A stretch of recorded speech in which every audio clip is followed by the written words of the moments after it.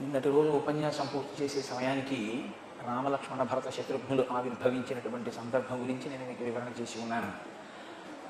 జాతాశౌచము పూర్తయిన పిదప వశిష్ఠ మహర్షి వాళ్ళకి నామకరణం చేశారు.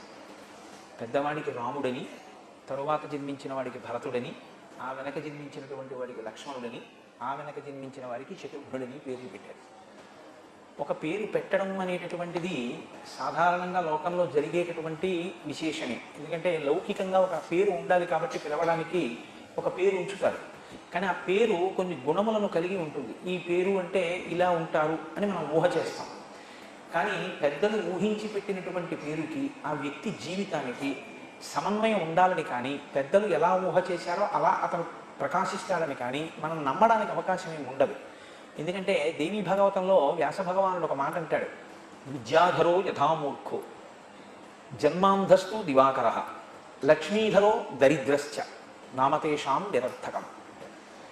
ఒక పిల్లవాడు పుట్టినప్పుడు ఆయనకి పెద్దలు ఓ పేరు పెట్టారు, దివాకరుడు అని పేరు పెట్టారు. దివాకరుడు అంటే సూర్య భగవానుడు, స్వయంగా ప్రభని విరసింపగలిగినటువంటి వాడు. దివాకరుడు అని పేరు పెడితే ఆయన పుడుతూనే అంధుడై పుట్టాడు. అంధుడై పుట్టిన వాడికి దివాకరుడు అని పేరు పెడితే ఏమైనా సరిపోతుందా? విద్యాధరో యథామూర్ఖో, ఒక మూర్ఖుడు వాడు మూర్ఖుడవుతాడని ఏం తెలుసు, వాడికి విద్యాధరుడు అని పేరు పెట్టారు, వాడు మూర్ఖుడయ్యాడు. లక్ష్మీధరో, ఒక ఆయనకి లక్ష్మీధరుడు అని పేరు పెట్టారు, వాడు పరమదరిద్రుడయ్యాడు. లక్ష్మీధరో దరిద్రశ్చ నామతేషాం నిరర్థకం. ఆ పేర్లు ఏమయ్యాయి? పనికిరానివయ్యాయి. వశిష్ఠ మహర్షి ఇంతకాలం నుంచి కష్టపడి ఆ ఇక్ష్వాకు వంశానికి పౌరోహిత్యం చేసినటువంటి కార్యం, అసలు ఈ ఆవిర్భవించినటువంటి విష్ణు స్వరూపాలకి నామకరణం చేయడమే ఆయన యొక్క ప్రయోజనం. ఎందుకు నామకరణం చేయడం? నామకరణం చేస్తే ఏమొస్తుంది? మంచి పేరు పెట్టాడని దశరథుడు కట్నం ఇస్తాడా? అలా కట్నం కోసం ఆశపడేటటువంటి వ్యక్తి వశిష్ఠ మహర్షి మహానుభావుడు, బ్రహ్మవేత్త. ఆయన పేరు తలుచుకుంటే చాలు పాపరాశి దగ్ధం అవుతుంది. అంతటి మహాపురుషుడు దేని కొరకు పేర్లు ఉంచడం అంటే, శ్రీరామాయణంలో మీకు అనేక మంది ఋషులు కనపడతారు. ప్రధానంగా శ్రీరామాయణ రచన చేసి తరించిన వారు వాల్మీకి మహర్షి. రామచంద్రమూర్తికి ఆయన సోదరులకి పేర్లుంచి మనని తరింపచేసినటువంటి వారు వశిష్ఠ మహర్షి. సీతారామ కళ్యాణం చేసి తరించినటువంటి మహాపురుషుడు. ఒక రకంగా చెప్పాలంటే రామచంద్రమూర్తికి స్నాతకమే చేసినటువంటి గురువు విశ్వామిత్రుడు. ఈ ముగ్గురిది శ్రీరామాయణంలో చాలా గొప్ప పాత్ర కనపడుతుంది. తరువాతి కాలంలో అగస్త్య మహర్షి మొదలైనటువంటి వారి ప్రభావం కూడా చాలా మిక్కుటంగా ఉంటుంది. కానీ ప్రధానంగా రాముడు బాలుడిగా ఉన్నప్పుడు లేదా రామాయణ రచనా కాలమునందు ఈ ముగ్గురి యొక్క ప్రభావం చాలా అధికంగా మనకి కనపడుతుంది. రామ అని పేరు పెట్టారు అంటే అదంత తేలికగా పెట్టినటువంటి పేరు కాదు. రమయతీతి రామ, అందరినీ సంతోషింపచేసేటటువంటి వాడెవరో ఆయనకి రాముడని పేరు. అందుకే రామచంద్రమూర్తి పేరు తలుచుకున్న, రామచంద్రమూర్తి యొక్క కథ చెప్పుకున్న, రామనామం చెప్పుకున్న, రామనామం వ్రాసిన అంత శక్తివంతం. అది సుఖ సంతోషములకు హేతువై ఉంటుంది, ఆనందమును ఆవిర్భవింపచేస్తుంది. సహజంగా రామకథకి ఒక లక్షణం ఉంది లోకంలో. రామకథ తెలియనటువంటి వాళ్ళు ఎవరు ఉండరు. ఎందుకంటే ఇప్పుడు మీ అందరూ ఈ సభకి వచ్చి ఇలా కూర్చున్నారు. మీ అందరికీ తెలుసు ఒక విషయం, శ్రీరామాయణంలో వశిష్ఠ మహర్షి పేర్లు ఏమని పెడతారో మీకు తెలియదా? లేకపోతే శ్రీరామాయణంలో కథ ఎలా నడుస్తుందో మీకు తెలియదా? మీకు అందరికీ తెలుసు. తెలిసి మీ అందరు ఎందుకు వచ్చి కూర్చున్నారు అంటే, దీని వెనక మన సంస్కృతిలో ఒక అంతర్లీనమైన జీవధార ఒకటి ఉంది. రామకథ తనంత తానుగా అమృత స్వరూపం. రామకథ విన్నంత మాత్రం చేత అపమృత్యువు నుంచి కూడా గట్టెక్కిస్తుంది. నేను స్వానుభవంలో రామకథ ఎంత గొప్పదో, రామనామం ఎంత గొప్పదో నేను అనుభవించినటువంటి వాడిని. నేను వ్యక్తిగత అనుభవాలు వేదికల మీద చెప్పడానికి కించిత్ విముఖుడను. అందుకని నేను అది చెప్పడం నాకు ఇష్టం లేదు. కానీ నేను సుందరకాండ మొదలైనవి ప్రవచనం చేసేటప్పుడు రామకథ గొప్పతనం ఏమిటో, రామనామం గొప్పతనం ఏమిటో స్వయంగా అనేక పర్యాయాలు అనుభవించి ఉన్నాను. అందుకే రామకథ సాక్షాత్ సంజీవని, అది మృత సంజీవని, చనిపోయేటటువంటి వాళ్ళని కూడా బతికింపచేస్తుంది. ఎంతటి కష్టంలోంచైనా సరే అది గట్టెక్కిస్తుంది. దంష్ట్రామరిపు వరాహస్య భవతి అంటారు శంకర భగవత్పాదులు సౌందర్యహరి చేస్తూ. అలా జనన మరణ దుఃఖంలో పడి కొట్టుకుంటున్నటువంటి జీవుణ్ణి పైకెత్తి జ్ఞానం వైపుగా నడిపిస్తుంది, ధర్మాన్ని నేర్పుతుంది. అసలు మనిషి జీవితానికి ఒక కొత్త కోణాన్ని తొడుగుతుంది. రామకథ బహుభంగిమల మనిషికి అమృతత్వాన్ని, ఒక నిశ్చితమైనటువంటి బుద్ధిని, సమగ్రమైనటువంటి నడవడిని అందచేస్తుంది. అంత గొప్ప కథ రామకథ. అటువంటి రామకథలో రామచంద్రమూర్తికి ఆ నామం ఉంచినటువంటి వారు వశిష్ఠ మహర్షి. పేరు పెట్టుకుని రాముడు గొప్పవాడయ్యాడా, ఆ పేరు తలుచుకుని మనం తరించామా? మీరు కొంచెం జాగ్రత్తగా ఆలోచించండి. రామ అన్న నామం ఎవరైనా పలకడానికి వీలైనటువంటి నామం. ఎందుకంటే నేను మీతో ఒకరోజు ప్రస్తావన చేసి ఉన్నాను, వాక్ అనేటటువంటిది కేవలం మనుష్యుడికి మాత్రమే ఈశ్వరుడు ఇచ్చినటువంటి గొప్ప వరం. ఒక్క మనమే మాట మాట్లాడగలం కనుక బోధ అన్నది వచ్చింది. బోధ అన్నది వచ్చింది కాబట్టి వినడం అన్నది వచ్చింది. బోధ వినడము వచ్చాయి కాబట్టి పుస్తకాలన్న వచ్చాయి. పుస్తకాలన్న వచ్చాయి కాబట్టి ముద్రణాలయాలు వచ్చాయి. ఇవన్నీ ఎవరికి? మనకే. మీరు గ్రంథాలయాలు పెద్ద పుల్లలకు ఉండడం ఎక్కడైనా చూశారా? లేకపోతే పిల్లులకి కుక్కలకి పాఠశాలలు ఉండడం మీరు ఎక్కడైనా చూశారా? అవి ఎక్కడైనా ప్రవచనం చేయడం, మిగిలినవి వినడం, వాళ్ళ జీవితాన్ని దిద్దుకోవడం మీరు చూశారా? అవి కూర్చుని రామకోటి రాయడం, అవి రామనామం చెప్పడం మీరు చూశారా? ఉండదు. ఒక్క మనుష్య జాతికి ఈశ్వరుడి చేత ఈ బహూకరింపబడినటువంటి గొప్ప వరం వాక్కు. ఆ వాక్కు చేత తరిస్తాడు, ఆ వాక్కు చేత పతనం అవుతాడు కూడా. ఎందుకంటే అది రెండు అంచులు కలిగినటువంటి కత్తి. కేవలం వాక్కు చేత నశించిపోయాడు రావణాసురుడు. చాలామంది ఏమంటారంటే రావణుడు రాముని చేతిలో నిహతుడయ్యారంటారు. కానీ హనుమ సుందరకాండ అయిపోయిన తర్వాత ఒక రహస్యం చెప్పారు. రావణుడు సీతమ్మతో మాట్లాడకూడని మాటలు మాట్లాడి తన మరణాన్ని తాను కొని తెచ్చుకున్నాడు. మరణించడానికి పక్వం అయ్యాడు, వండుకున్నాడు పాపాన్ని. ఇప్పుడు నిమిత్తంగా రాముడు వెళ్ళి బాణం వేస్తే పడిపోయేటటువంటి స్థితికి చేరిపోయాడు రావణుడు. దేని చేత? ప్రతిరోజు అమ్మవారితో మాట్లాడకూడని మాటలు మాట్లాడాడు, అంతే. ఆ మాటలకి మరణించాడు. ఎప్పుడు మాట్లాడినా ఋషులు ఇలా అన్నారు, వేదం ఇలా అంది, పెద్దలు ఇలా అన్నారు అనడం తప్ప నేను ఇలా అంటున్నాను అని అనడం తెలియనివాడు రామచంద్రమూర్తి. తనొక పని చేస్తే తను ఎందుకు చేస్తున్నానో చెప్పవలసి వస్తే ఇది నేను ఎందుకు చేస్తున్నాను అని చెప్పినప్పుడు నా బుద్ధికి ఇలా తోచింది అని రాముడు ఎక్కడ అనడు రామాయణంలో.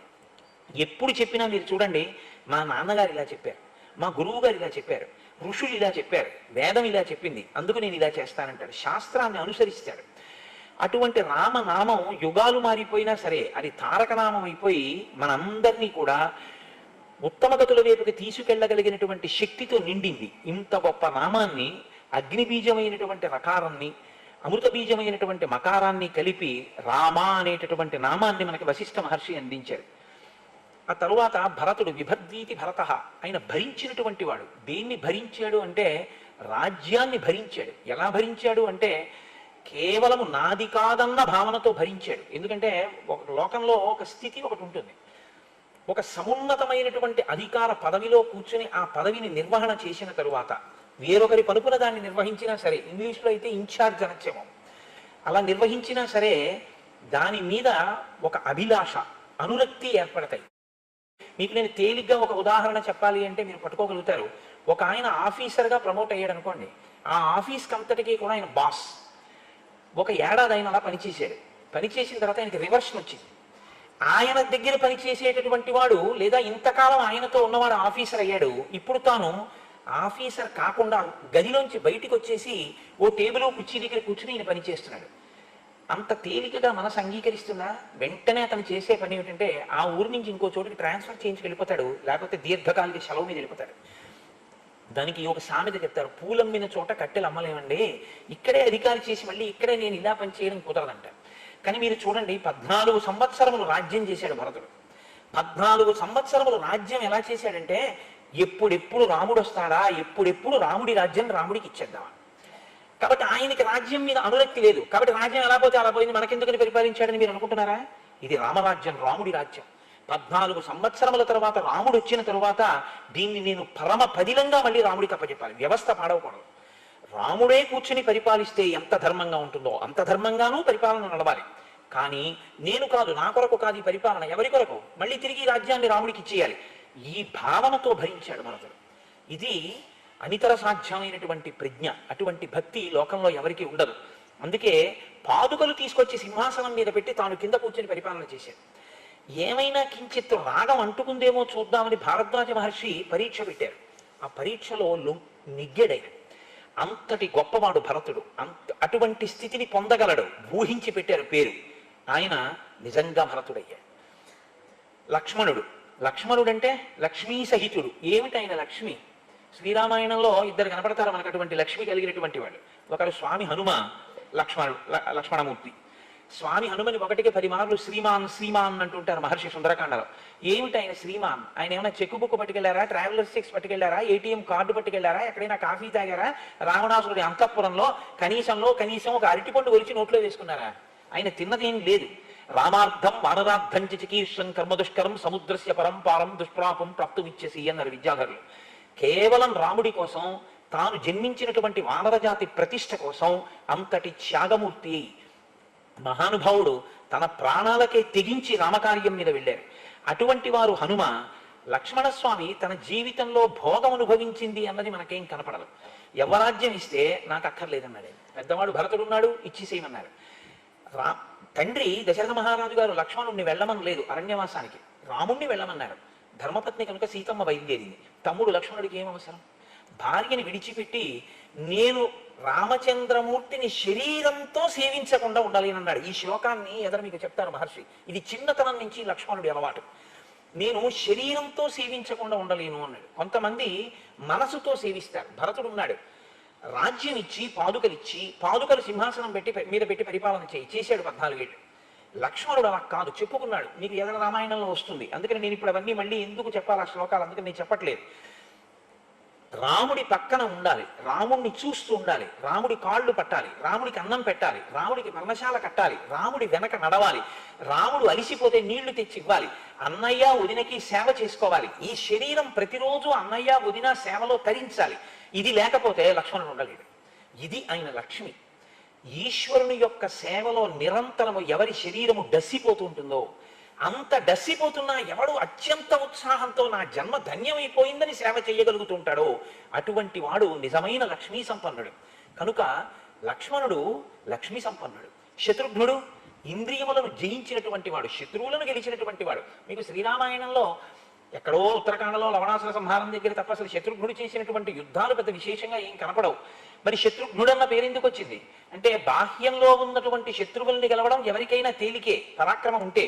ఇంద్రియం లోకములందియున్ గెలిచినాడవు, ఇంద్రియానీకము చిత్తమున్ గెలువనేరవు, నిన్ను నిబద్ధ చేయు భీషణ శత్రురాంగుల ప్రభిన్నుల చేసిన ప్రాణికోటిలో విరోధి లేడొకడు నిర్పున చూడుము ధనవేశ్వర అంటాడు ప్రహ్లాదుడు హిరణ్యకశిపుడితో.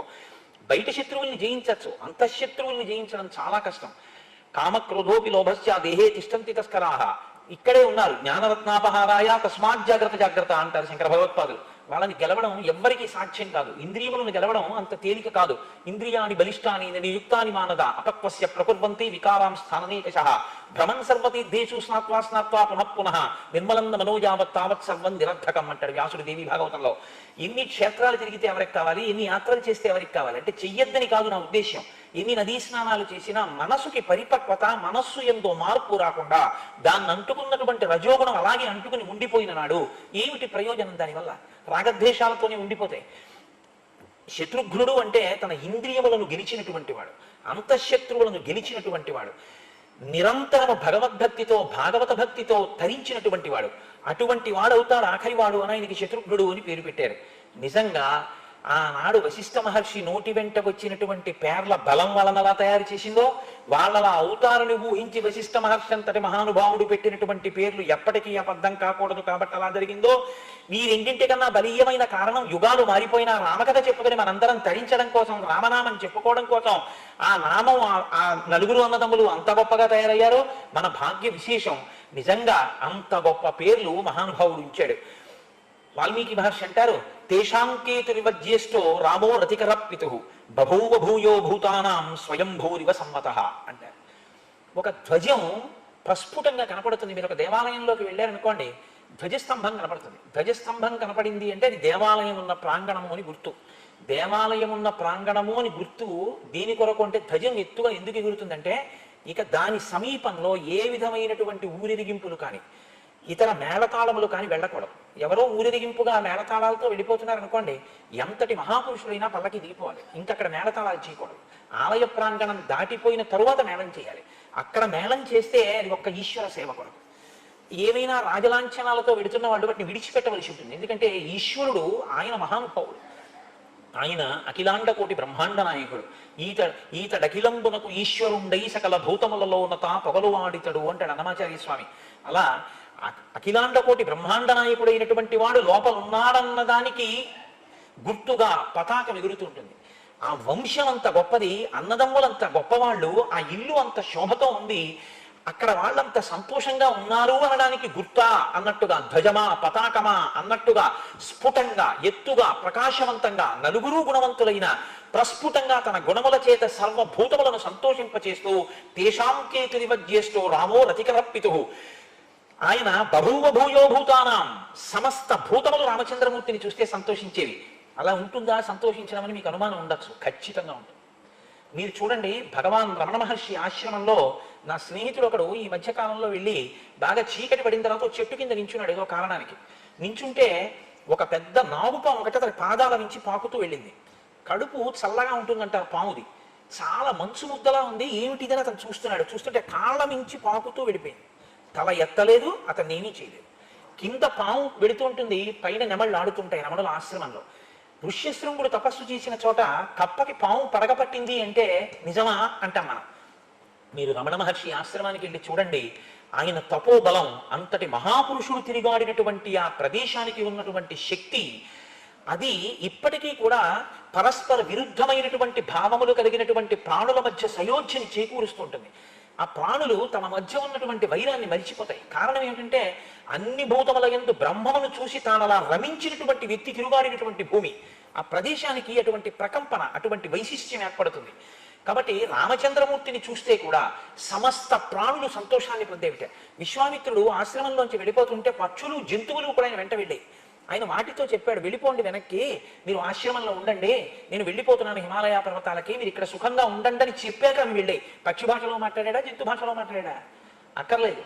వాళ్ళు హృదయములతో మాట్లాడుకుంటారు. అది బ్రహ్మన్ అంటే. వాళ్ళు సర్వభూతముల యందు ఈశ్వరుణ్ణి చూస్తారు. మనము అభిషేకం చేస్తాం, ఒక బ్రహ్మర్షి అభిషేకం చేస్తాడు. తేడా ఎక్కడొస్తుందో తెలుసా అండి? మనం అభిషేకం చేస్తే మంత్రం పదార్థం ఈ రెండే మనకు ఉండాలి. మనం అభిషేక మంత్రం అయిపోతుంటుంది, నమచ్చోరాయచ శిష్యాయచ భైమ్యాయచ శకత్యాయచ ప్రవాహ్యాయచ వృక్షాయచ హరికేశాయోపవీతినే పుష్టానాం పతజేన బోధమో అంటాం. మన పృష్ఠభాగాన్ని తీసుకెళ్లి అదే చెట్టుకు ఆనించి మనం నిలబడతాం. ఒక నిజమైనటువంటి బ్రహ్మవేత్త దృష్టిలో ఆ చెట్టు ఈశ్వరుడు, దాని ఆకులలోని ఆకుపచ్చతనం ఈశ్వరుడు యొక్క వెంట్రుకలు. కాబట్టి ఆయన చెట్టుకి కాలు తాటించి నిలబడలేడు, ఆయన నిజమైన అభిషేకం చేసినవాడు. కేవలం పదార్థాలు పోసి మంత్రం చెప్పిన వాడిది కాదు అభిషేకం. ఎవరిది అభిషేకం అంటే పైన ఎలా ధారాపాత్రలోంచి పడుతోందో అలా బ్రహ్మభావన నిరంతరము ఇక్కడ పడుతున్నటువంటి వాడు ఎవడున్నాడో వాడు బ్రహ్మముతో సమన్వయం అవుతుంటాడు. వాడికి ఏం చేస్తున్నా ఈశ్వరుడు కదులుతూ ఉంటాడు. పానీయంబులు త్రాగుచున్ కుడుచుతున్ భాషించుతున్ హాసలీలా నిద్రాదులు చేయుచున్ తిరుగుచున్ లక్షించుతున్ సంతత శ్రీనారాయణ పాదపద్మజుగడి చిత్తామృతాస్వాద సంధానుండై మరచంచురాలుసుతుడే తద్విశ్యమున్ భువరా అంటారు పోతన గారు ప్రహ్లాదుడి గురించి. ఏది చేస్తున్నా ఈశ్వరుణ్ణి సమన్వయం చేసుకునే శక్తి ఉంటుంది. జపో జల్ప శిల్పం సకలమపి ముద్రా విరచన గతి ప్రాదక్షిణ్యాక్రమణ వశనాద్యహుతి విధి ప్రణామ సంవేశ సుఖమఖిలమాత్మార్పణ దృశ అంటారు శంకర భగవత్పాదులు సౌందర్యలహరి చేస్తూ. ఆయన మాట మాట్లాడితే మంత్రం, ఆయన నడిస్తే ప్రదక్షిణం, ఆయన చెయ్యి కదిపితే అది ముద్ర. ఎందుకవుతోందంటే లోపల ఆయనకున్నటువంటి బ్రాహ్మీ స్థితి, బ్రాహ్మీమయమూర్తులు అంటారు విశ్వనాథ సత్యనారాయణ గారు. అటువంటి స్థితిని పొందినటువంటి మహాపురుషులు ఎవరున్నారో అటువంటి వారి యొక్క భావమును భూతములు కూడా అర్థం చేసుకుంటాయి. భూతములు అంటే నా ఉద్దేశం ప్రాణులు. అవి కూడా వారి పట్ల అటువంటి ప్రేమ పెంచుకుంటాయి. భగవాన్ రమణులు ఆశ్రమంలో ఉంటే ఒక కోతి చిన్న చిన్న పిల్లలతో వచ్చి చెట్టు మీద కూర్చుని కిచకిచలాడుతూ ఏడుస్తోంది. దాన్ని కొట్టబోయారు. ఈయన వెళ్ళి ఆ కోతి కిచకిచకిచకిచమంటూ చెట్టు కొమ్మ మించి ఆయన వంక చూసి కిచకిచలాడుతోంది. ఆహా ఆహా అంటూ ఆయన ఏడుస్తున్నారు. అంతా అయిపోయింది, ఆ కోతి వెళ్ళిపోయింది పిల్లల్ని పట్టుకుని. అడిగారు ఆశ్రమంలో ఉన్న వాళ్ళు, కోతి ఏం కిచకిచలాడింది, మీరెందుకు ఏడ్చారు? దానికి ఒక కూతురుట. ఈ మధ్యనే అల్లుడు కూతురు కలిసి సంతోషంగా ఉంటే పిల్లలు పుట్టేట. అనుకోకుండా హఠాత్తుగా ప్రమాదం జరిగి కూతురు అల్లుడు కూడా మరణించారట. ఈ చంటి పిల్లల్ని నేను పోషించవలసి వచ్చింది వృద్ధాప్యంలో. భగవన్ నాకు ఎంత కష్టం వచ్చిందో చూడండి అనేది నాకు చెప్పుకోవడానికి వచ్చింది. దాని కష్టం విని నేను విచలితుడనయ్యాను అన్నారు. వారు బ్రాహ్మీమయమూర్తులంటే. వారిని చూసి భూతములు సంతోషిస్తాయని అంటే కావ్యం మీరు ఆశ్చర్యపడవలసిన అవసరమే ఉండదు. అది చేరవలసిన స్థితి. మనుష్యుడుగా పుట్టినటువంటి వాడు చేరవలసిన స్థితి.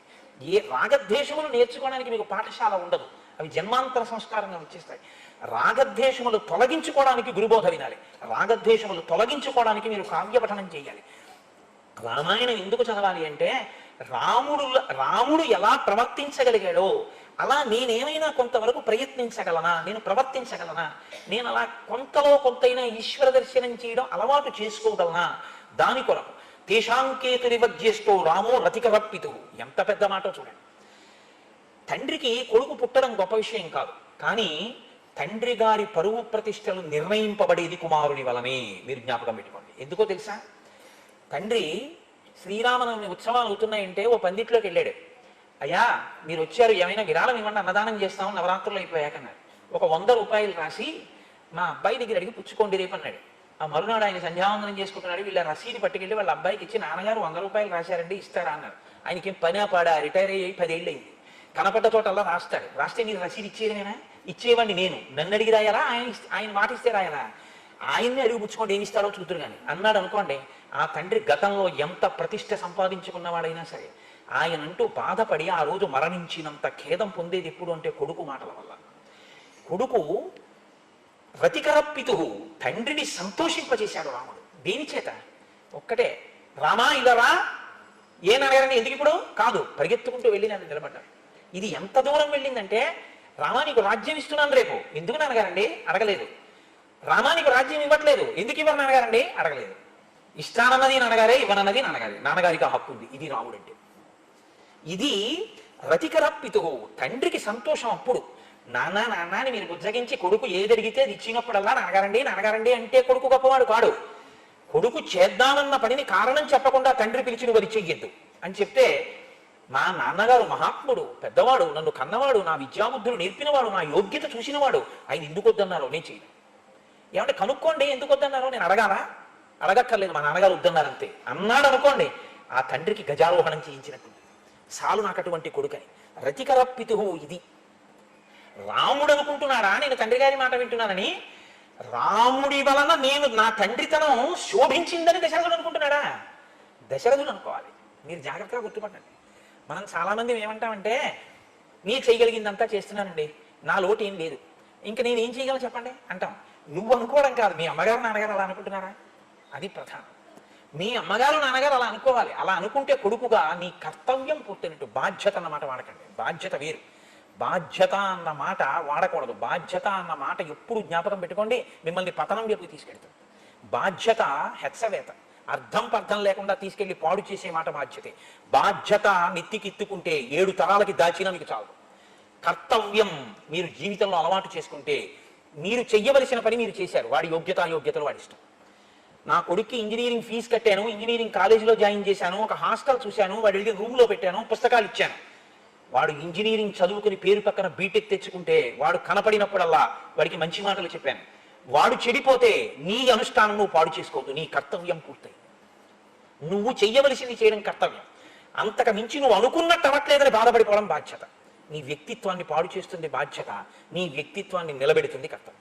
అందుకే మనిషి ఎప్పుడు కర్తవ్యనిష్టతో నిలబడాలి. మీరు చూడండి, ఎప్పుడు మాట్లాడినా మన శాస్త్రాలు కర్తవ్యం అన్న మాటే మాట్లాడతాయి. కర్తవ్యం దైవమాన్నికం. లే సంధ్యావందనం చేయకపోతే కర్మ శిష్యుడిది. ఎంతవరకు విశ్వామిత్రుడు చెప్తాడంతే, వినకపోతే విశ్వామిత్రుడు ఇలా వేళ్ళు విరవకూడదు. చూసామండి, చెప్పానండి, రాముడు లేవలేదండి, నీ పని నువ్వు చేసుకోండి బస్. ఒకనాడు వృద్ధిలోకి వస్తాడు, ఒకనాడు చేస్తాడు. నా వెంట వచ్చాడుగా, అదే గుర్తు మార్పుకి ఒకనాడు చక్కటి స్థితిని పొందుతాడు. లోపల మాత్రం మంచి ఆశీర్వచనించి నువ్వు కదిలిపోకు. ఇది కర్తవ్య నిష్ట. కాబట్టి తేషాం కోయతిరివజ్యేష్టో రామో రతికరప్పితు బహూవ భూయో భూతానాం స్వయంభూరివ సమ్మతః సర్వే వేద విద శూరాః సర్వే లోకహితే రతాః సర్వే జ్ఞానోపసంపన్నాః సర్వే సముదితా గుణైః. చాలా పెద్ద శ్లోకం అండి ఇది. చాలా పెద్ద శ్లోకం, నిజానికి చాలా గొప్ప శ్లోకం ఇది. నాకైతే అనిపిస్తుంది ఈ శ్లోకం నేను అనేక పర్యాయాలు కళాశాలల యందు ఉపన్యాసాలు ఇవ్వడానికి వెళ్ళినప్పుడు నేను ఈ శ్లోకాన్ని ఎక్కువగా ఉదాహరిస్తుంటాను. సర్వే వేద విదః శూరాః. ఒక అధ్యాపకుడు, ఆచార్యుడు, గురువు, మీరు ఏ పేరుతో పిలవండి, కించిత్ భేదం, ఒక బోధ చేసేటప్పుడు ఆయన ఉద్దేశ్యం ఏమిటి అంటే అది అందుకోవాలి ఎదురుగుండా ఉన్న వాళ్ళని. తప్ప ఇప్పుడు నేనే శ్రీరామాయణం మీద 4 మాటలు చెప్పడానికి వచ్చాను. నా ఉద్దేశ్యం ఏమిటి? నాకు తెలుసున్నది అన్నది ఏదైనా ఉంటే మీ అందరితో దాన్ని పంచుకోవాలి అన్నది నా ఉద్దేశం. నాకు తెలుసున్నది కానీ మీకు తెలియదని కానీ కూర్చున్నవాడని మాత్రం కాదు. నేను మిమ్మల్ని అడ్డు పెట్టి చెప్పుకుని ధన్యుడినవుతాను అని. ఒక గురువు బోధ చేస్తే వాడు ఆవలించి కునుకుతున్నప్పుడు ముఖ్య విషయాలు చెప్దాం, వాడు వినకుండా మిగిలిన వాళ్ళు వింటారని చెప్పడం. అందరూ వినాలని చెప్తాడు. మరి అందరూ ఎందుకు సమాన స్థాయిలో అందుకోలేకపోతున్నారు? మీరు గమనించండి. అంటే గురువు యొక్క హృదయాన్ని, దానికే ఈ రెండిటికి మధ్యలో వచ్చే మాటని శాస్త్రం ఏమందంటే శ్రద్ధ అని పిలిచింది. మా గురువు గారు మాట్లాడుతున్నప్పుడు నేను వినకపోతే, నా దృష్టి ఇతర విషయముల వైపుకి వెళ్ళిపోతే, నేను నా జీవితంలో అత్యంత ప్రయోజనకరమైనటువంటి విషయాన్ని పోగొట్టేసుకుంటాను. కాబట్టి వినడం తప్ప, శృణ్వం తప భద్రం కర్ణేభి శృణయామ దేవాహ అంటాం. మా చెవులు భద్రముగా ఉండుగాక, ఎప్పుడూ ఈ మాటలను వినుగాక. అలా వినడంలో మనసు వైక్లభ్యాన్ని పొందింది అనుకోండి, ఇక్కడతో చాలు. ఇంకా ఆయన చెప్పితే మాత్రం మనకి ఎందుకు అనిపించింది అనుకోండి, మీ స్థాయి శ్రద్ధ ఉన్నవాడి స్థాయిని పొందదు. గురువు గారి దగ్గర మీరు కూర్చుంటారేమో కానీ గురువు గారి హృదయాన్ని మాత్రం మీరు కూర్చుకోలేరు. అందుకే శృంగగిరి పీఠాన్ని అధివసించినటువంటి చంద్రశేఖర భారతీ స్వామి వారు మాట చెప్తుండేవారు, మమ్మల్ని జగద్గురువు అని ఎందుకు పిలుస్తారో తెలుసా? మేము ఈ జగత్తంతా వెళ్ళి అందరికీ బోధ చేస్తామని కాదు. నేను ఇక్కడ ఉండి మాట్లాడుతుంటే నా మాటని పట్టుకుని తన అనుష్ఠానాన్ని దిద్దుకుని, నా మీద నమ్మకంతో, నా మాట మీద నమ్మకంతో తనని తాను దిద్దుకుని నేను చెప్పిన మాటలో ఆ బాటలో నడిచిన వాడెవడో వాడు నాకు శిష్యుడు. ఎప్పుడూ నా పక్కనే ఉన్నా నా మాట మీద లక్ష్యం లేనివాడు, నేను చెప్పిన దాని మీద నమ్మకం లేనివాడు నా పక్కనే ఉన్నా వాడు నాకు శిష్యుడు కాలేడు. వాడు కాకూడదని నేను అనలేదు, వాడు కాలేకపోయాడు. ఎందుకంటే మధ్యలో శ్రద్ధ అడ్డొచ్చింది. ఇంకోటి ఇక్కడ లేడు. చంద్రశేఖర భారతీ స్వామిని నేను ఆయన శరీరంతో ఉండగా దర్శించలేదు. అనేక పర్యాయాలు చంద్రశేఖర భారతీ స్వామి వారు చెప్పిన మాటల్ని నేను వాడుతుంటాను. రామకృష్ణ పరమహంస మాటలు వాడతాను, శంకర భగవత్పాదుల మాటలు వాడతాను. వాడుతున్నాను అంటే నేను శంకరుని చూశానా, నేను చంద్రశేఖర పరమాచార్య స్వామి వారిని చూశానా, నేను చంద్రశేఖర భారతీ స్వామిని చూశానా? నేను చూడలేదు మాంసనేత్రంతో. చూడకపోయినా నాకు వారి మాట స్ఫురణలోకి వచ్చింది అంటే ఆ స్థాయిలో నాకు వారి మాట మీద ఒక గురి ఉంది, ఒక విశ్వాసం ఉంది. అందుకే పుస్తకంలో ఉన్నది విద్య కాదు, మీ గుండెలలోకి వచ్చింది అనుష్ఠానం. పుస్తకం, గురువుగారు చెప్పిన పుస్తకం ఇంట్లో పెట్టుకుంటే మీకు ఎంతవరకు పనికి వస్తుంది? పుస్తకం గభాలన గూట్లోంచి లేచి అడ్డంగా వచ్చి నువ్వు ఈ పని చెయ్యొద్దు అని మీకు అడ్డుపడలేదు. శ్రీరామాయణం పుస్తకాన్ని అక్కడ పెట్టి మీరు తాగిన ఎంగిలి కాఫీ కప్పు కూడా రామాయణం పక్కన పెడితే రామాయణం గభాలన ఎగిరి పక్కబల్ల మీదకి వెళ్ళదు. కానీ మీ సంస్కారం బయటికి వస్తుంది. ఎంగిలి కప్పు పెట్టవలసిన ప్రదేశానికి శ్రీరామాయణం పక్కన ఎంగిలి కాఫీ కప్పు ఉంచడానికి రెండిటికి మధ్యలో భేదం ఏమీ లేదు. అంత పవిత్రమైన వస్తువు అన్న భావన మీకు ఉంటే అసలు మీ చెయ్యి ఎంగిలి కప్పు అక్కడ పెట్టడాన్ని అంగీకరించండి. ఇంకొక మాట చెప్తాను, కాఫీ తాగిన చేత్తో రామాయణాన్ని మీరు ముట్టుకోలేరు, చేతులు కడుక్కుని రామాయణం ముట్టుకుంటారు. కారణం ఏంటంటే మీకు దాని మీద ఉన్న విశ్వాసం. నేను ఒకసారి ఒక ఆశ్చర్యకరమైన సందర్భం చూశాను. చంద్రశేఖర పరమాచార్య స్వామి వారి అనుగ్రహ భాషణాలు చదువుకుంటున్నాడు నా మిత్రుడు. నేను ఒకసారి వాళ్ళ ఇంటికి వెడితే మడి కట్టుకుని ఇలాంటి బల్ల మీద పెట్టి అతను చదువుకుంటున్నాడు, దర్భాసనం వేసుకుని. నేను అనుకున్నాను ఏదో పారాయణ చేస్తున్నాను అనుకున్నాను. అయిపోయిన తర్వాత అడిగా, ఏం చదువుతున్నావో మిత్రమా అని. అంటే పరమాచార్య స్వామి వారి అనుగ్రహ భాషణాలు చదువుతున్నాను. దానికి మడిబట్ట కట్టుకుని చదువుకుంటున్నాను ఏమి అన్నాను. అంటే ఆయన నాతో అన్న మాటకి నేను తెల్లబోయాను. పరమాచార్య స్వామి వారి అనుగ్రహ భాషణం నేను చదివితే పరమాచార్య స్వామి వారు నా ఎదురుగుండా వచ్చి కూర్చుని మాట్లాడినట్టే కదా కోటేశ్వరరావు గారు. అది నేను చదువుతుంటే అదేగా నా మనసులో పెడుతుంది. పరమాచార్య వంటి మహాపురుషుల ముందు నేను కూర్చుని వింటే పైన చొక్కాతో బనీంతో కూర్చోనుగా. అందుకని విప్పేసి మడిబట్ట కట్టుకుని పరమాచార్యయే చెప్తున్నారు అని వింటున్నానండి, అలా చదువుతున్నానండి అన్నాడు. సా శ్రద్ధ కవితా సిద్ధి యా వస్తుపలభ్యతే, వారికి లభిస్తాయి. గురు బోధ తలకెక్కుతుంది. సర్వే వేద విద శూరాహ, ఎక్కడొచ్చింది ఈ ప్రజ్ఞ? వశిష్ఠుడి దగ్గర రామ లక్ష్మణ భరత శత్రుఘ్నులు నలుగురు విన్నారు. రాముడు నేర్చుకున్నంత లక్ష్మణుడికి రాలేదు, లక్ష్మణుడు నేర్చుకున్నంత భరతుడికి రాలేదు, భరతుడు నేర్చుకున్నంత శత్రుఘ్నుడికి రాలేదు అని మీరు చెప్పే అవకాశం రామాయణంలో ఉందా? లేదు. గురువు గారు ఏం చెప్పారో అది నలుగురికి సమానంగా వచ్చింది. అంటే ఇప్పుడు శ్రద్ధ నలుగురిది ఎటువంటిది? ఒక్కలాంటిది. ఇది ఎవరి అదృష్టం? తండ్రి అదృష్టం. ఎంత సంతోషపడిపోతాడా తండ్రి. ఏమి పిల్లల్ని కన్నావా దశరథ, ఏది చెప్తే అది నలుగురు పట్టుకుంటారు, నలుగురు అనుష్ఠిస్తారు. ఇంకా భేదం లేదు నలుగురి మధ్యలో, ఒక్కలా పట్టుకుంటారు. గురువు గారు చెప్పాక పరీక్ష రాస్తే నలుగురి ఆన్సర్ పేపర్ ఒక్కలా ఉంటున్నారు. అంత బాగా అర్థం చేసుకున్నారంటే గురు హృదయాన్ని పట్టుకోగలిగినటువంటి శ్రద్ధ కలిగినటువంటి వారు. శ్రద్ధ ఉండడం ఒక ఎత్తు. సర్వే వేద విద శూరాహ, గురువు దగ్గర విన్నారు వేదాలన్నింటినీ, బాగా తెలుసుకున్నారు. సర్వే లోక హితే రథాః, లోకముల యొక్క హితమునందు కోరిక ఉన్నవాళ్ళు. ఇది చాలా చాలా అవసరం అండి. ఒకరికి గొప్ప అందం ఉంటుంది, అది ఎందుకు పనికొస్తుందంటే అమాయకుల్ని పాడు చేయడానికి పనికొస్తుంది.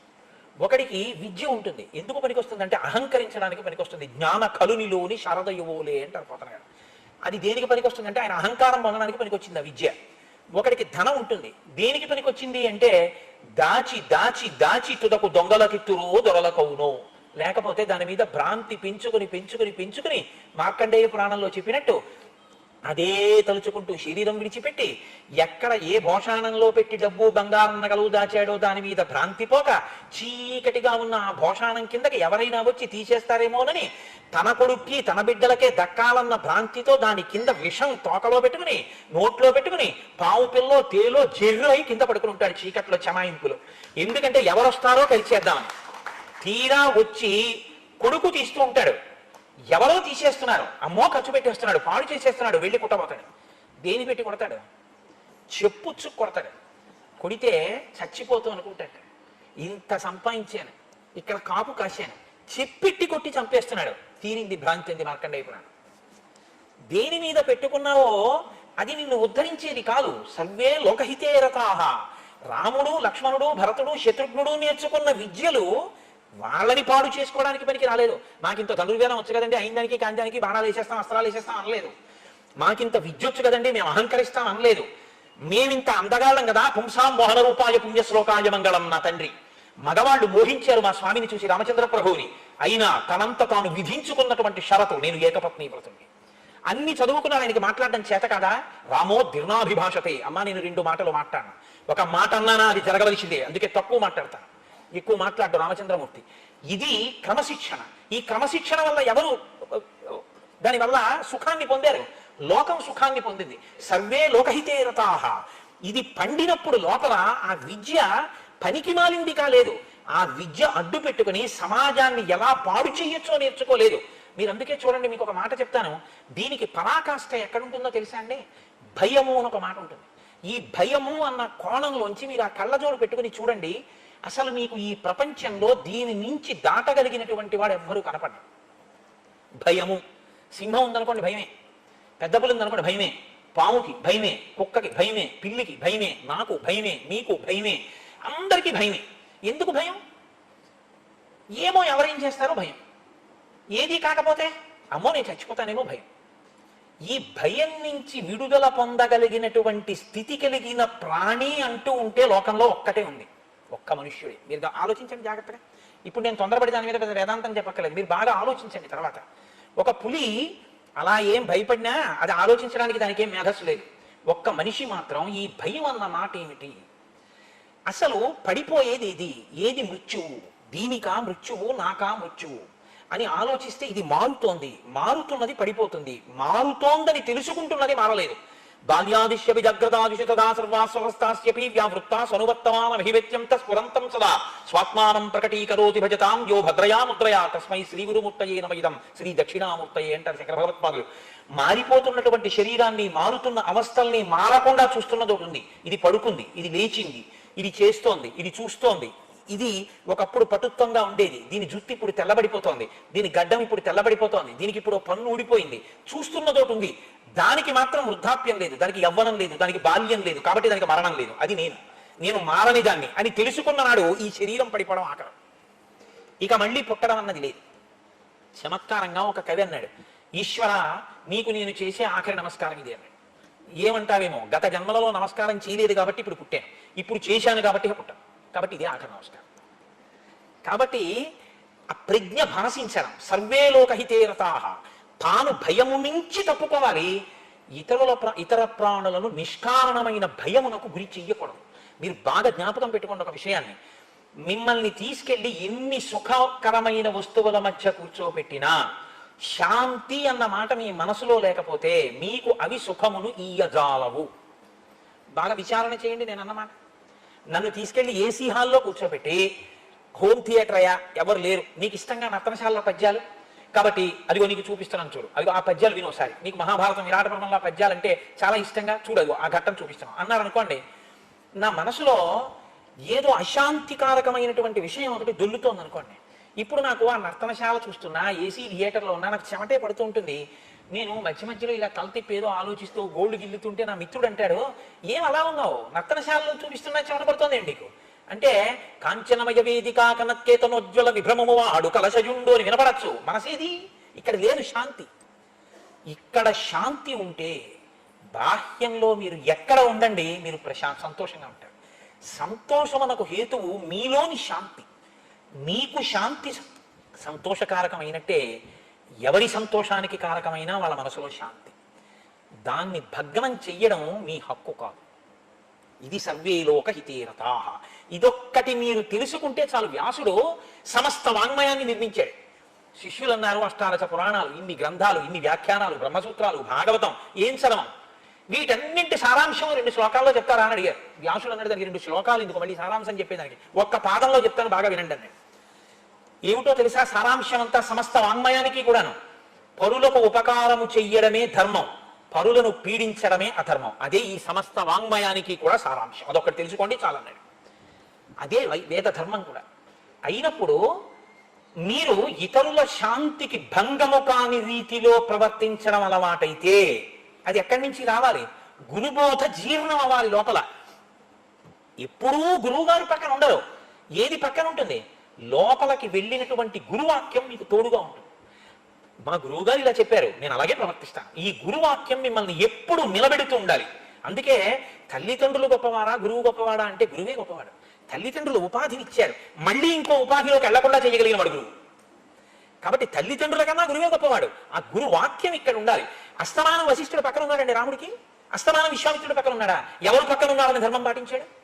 ఎవరు పక్కన ఉన్నారని రాముడయ్యాడు, అందరికీ సంతోషం కల్పించగలిగాడు? అంటే గురువాక్యాన్ని లోపల పెట్టుకున్నాడు. అందరి శాంతికి తాను కారకమై అందరూ సంతోషించడానికి తాను హేతువయ్యాడు. ఇది నువ్వు కావాలని చెప్పడం రామాయణం తప్ప రాముడికి సర్టిఫికెట్ ఇవ్వడానికి నువ్వు రామాయణం చెప్పడం. నీ సర్టిఫికెట్ రాముడికి అక్కర్లేదు. ఇప్పుడు నువ్వు కొత్తగా ఇవాళ ఓ సర్టిఫికెట్ రాసి రాముడికి ఇవ్వక్కర్లేదు. ఇప్పుడు మీరు కొత్తగా రామాయణంలో రాముడు గొప్పవాడిని తెలుసుకోవాల్సిన అవసరము మీకు లేదు.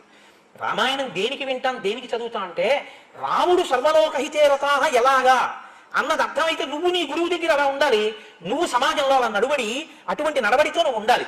ఇది నీకు రావడానికి రామాయణం. అందుకని పర్వతాలున్నంత వరకు, నదులు ప్రవహించినంత వరకు రామాయణం చెప్పబడుతూనే ఉంటుంది. రామాయణం చెప్పబడినంత కాలం మానవత్వం బతికే ఉంటుందన్నాడు. కాబట్టి సర్వే వేద విదశూరాః సర్వే లోక హితేరతాః సర్వే జ్ఞానోపసంపన్నాః. అందరూ జ్ఞానాన్ని పొందారు. అలా ఎలా పొందారు అంటే మీకు చెప్పే, అందరిది ఒకటే శ్రద్ధ. ఒకనకొకప్పుడు ప్రజాపతి 2 శిష్యుల్ని కూర్చోబెట్టుకున్నాడు, విరోచనుడు, ఇంద్రుడు. కూర్చోబెట్టుకుని పాఠం చెప్పాడు ఆయన. కొంతవరకు విన్నాడు విరోచనుడు. చాలు, శరీరంతో మనం పొందవలసినటువంటి సుఖశాంతులు, భోగభాగ్యాలు, వీటి గురించి విన్నాను, ఇంకా ఆత్మ గొడవ మనకెందుకని చెప్పేసి ఇంకా అక్కడి నుంచే వినడం మానేశాడు ఆయన శ్రద్ధతో. ఆయన ఏ స్థాయిని పొందాడు?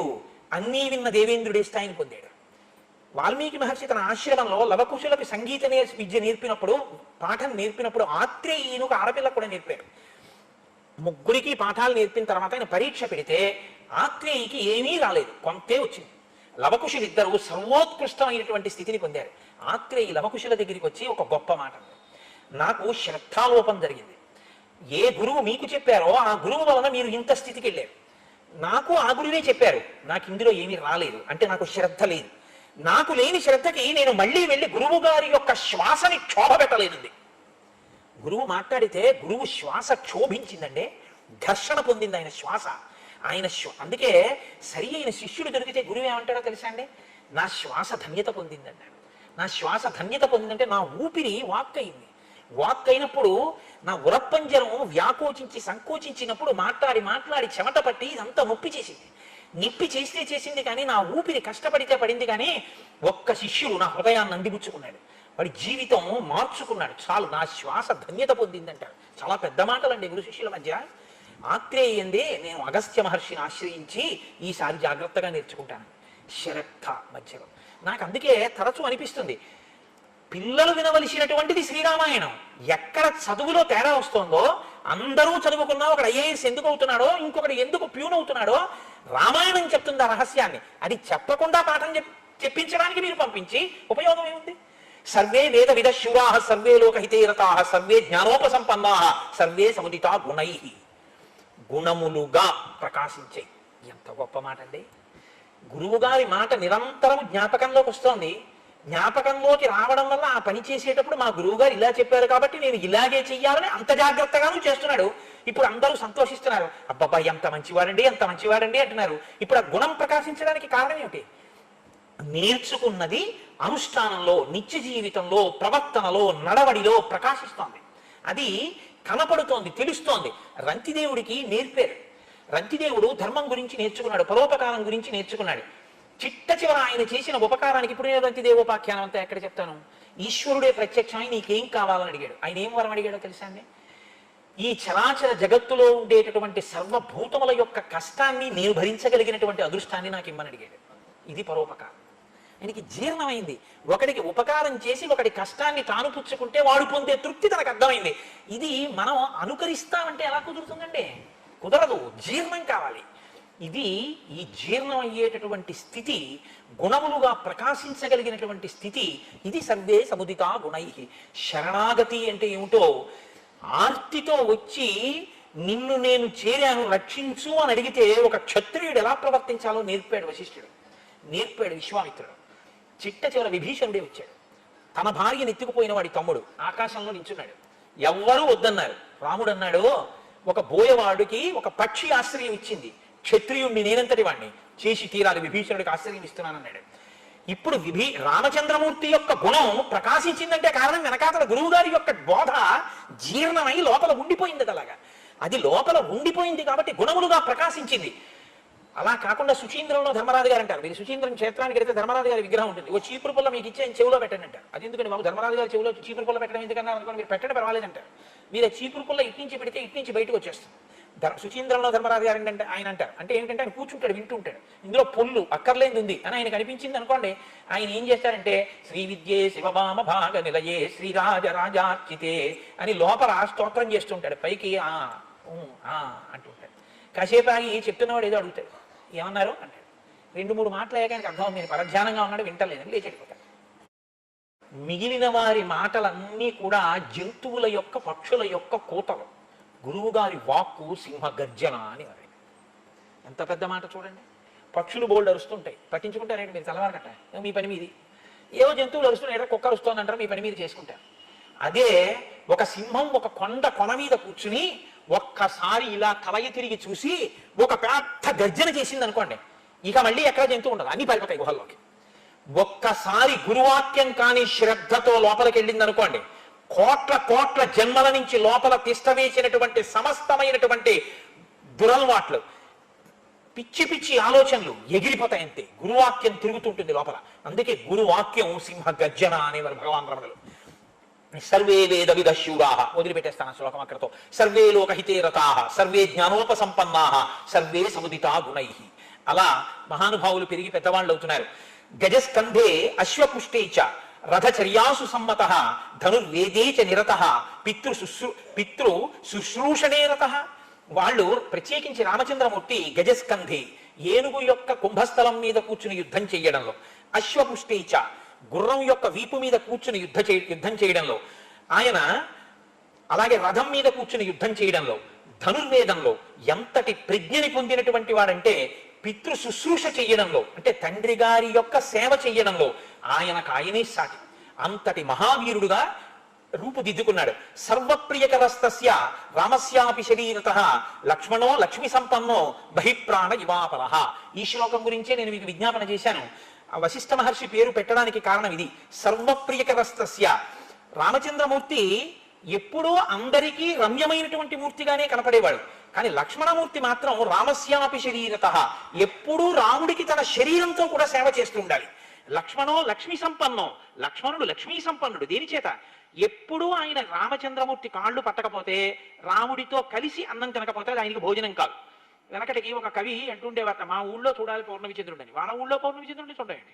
పౌర్ణమి చంద్రుడు ఎక్కడైనా పౌర్ణమి చంద్రుడు కాడా అంటే కాదు, మా ఊళ్ళో పౌర్ణమి చంద్రుడే పౌర్ణమి చంద్రుడు అనేవాడు.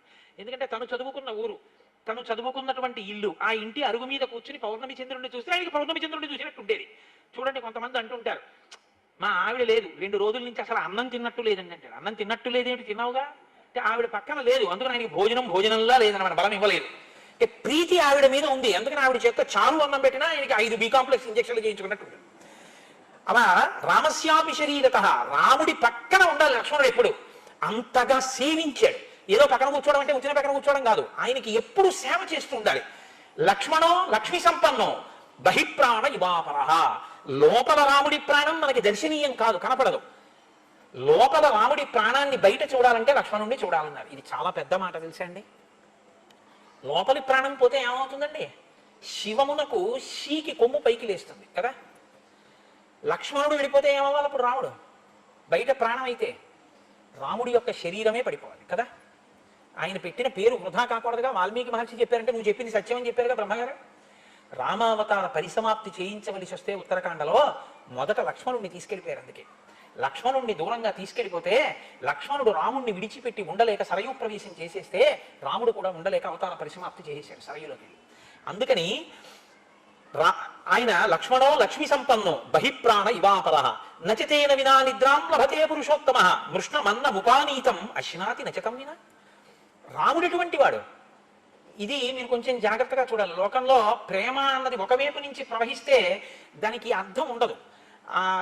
నిర్బంధ ప్రణయము నేను అన్నాను అనుకోండి, హాస్యాస్పదమైన మాట కింద ఉంటుంది. అంటే బలవంతంగా నేను మిమ్మల్ని ప్రేమించమని అడగడం.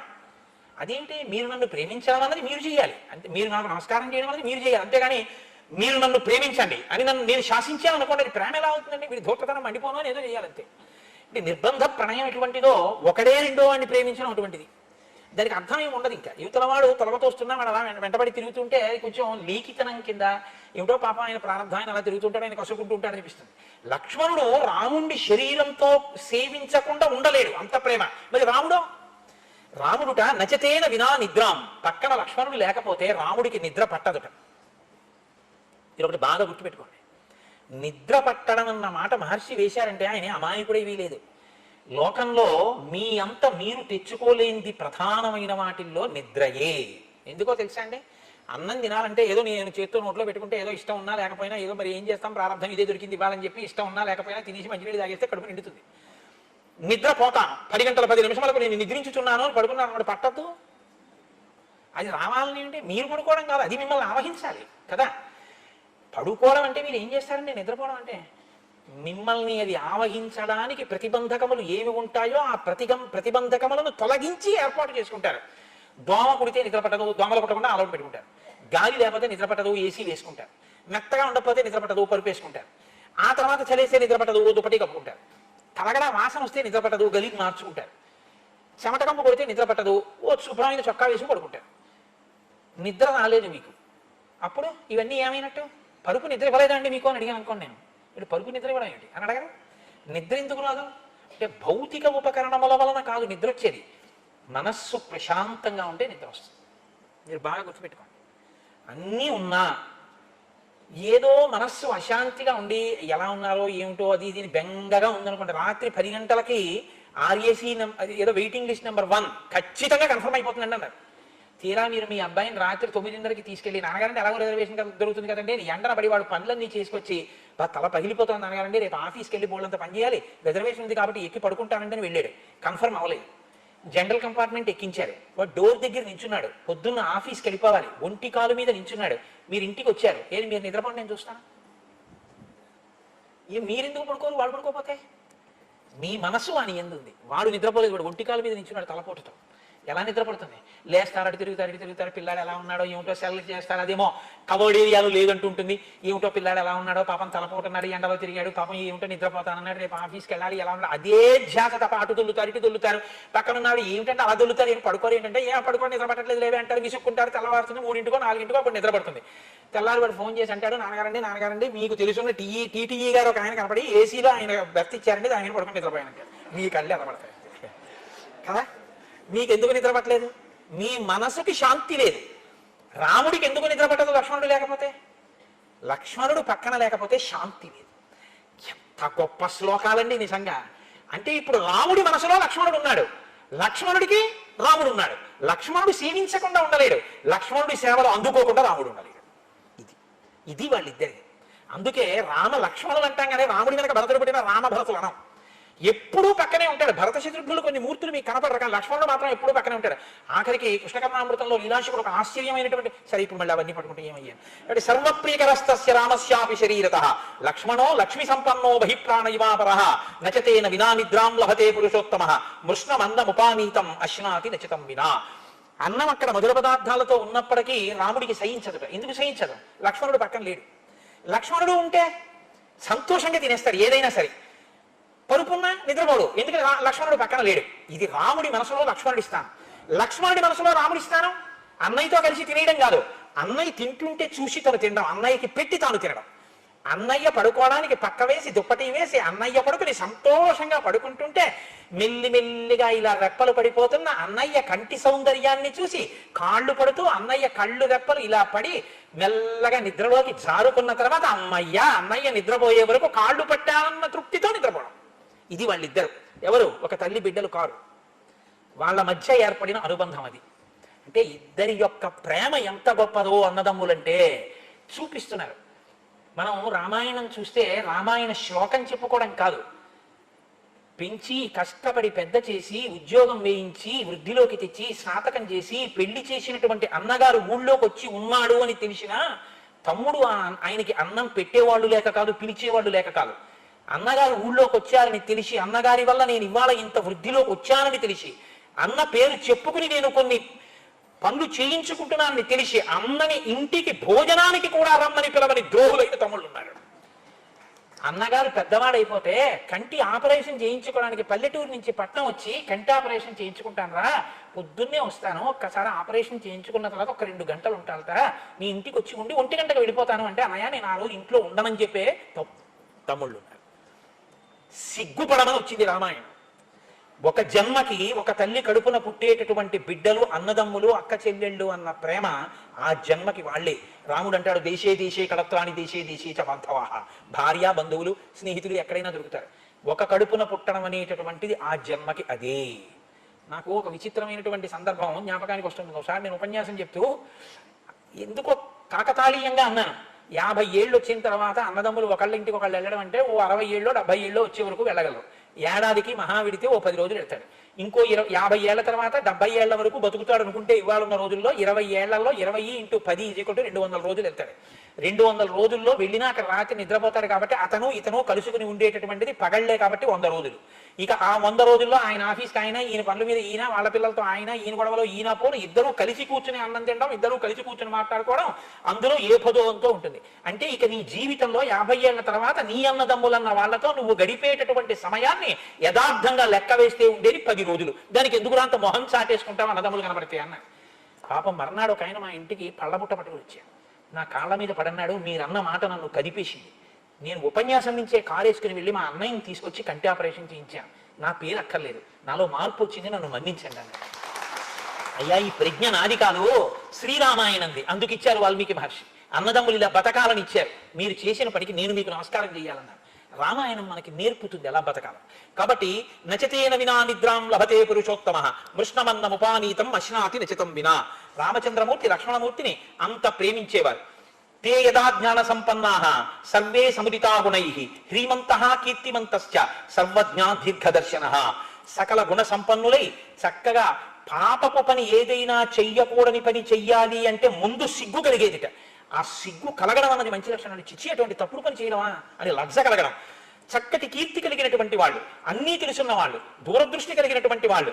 తస్య చింతయమానస్యా మంత్రి మధ్యే మహాత్మనః అభ్యాగచ్చన్ మహాతేజ విశ్వామిత్రో మహాముని.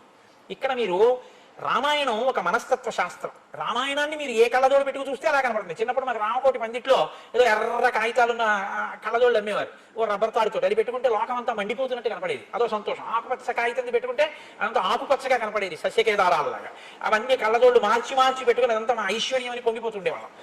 అలా రామాయణాన్ని మీరు ఏ కళ్ళజోడు పెట్టుకు చూస్తే అది అలా కనబడుతుంది. అది మనస్తత్వ శాస్త్రం. లేక లేక లేక లేక లేక లేక పుట్టారండి రామలక్ష్మణ భరత శత్రుఘ్నులు. అందున ఇంతటి గుణములు కలిగినటువంటి పిల్లలు.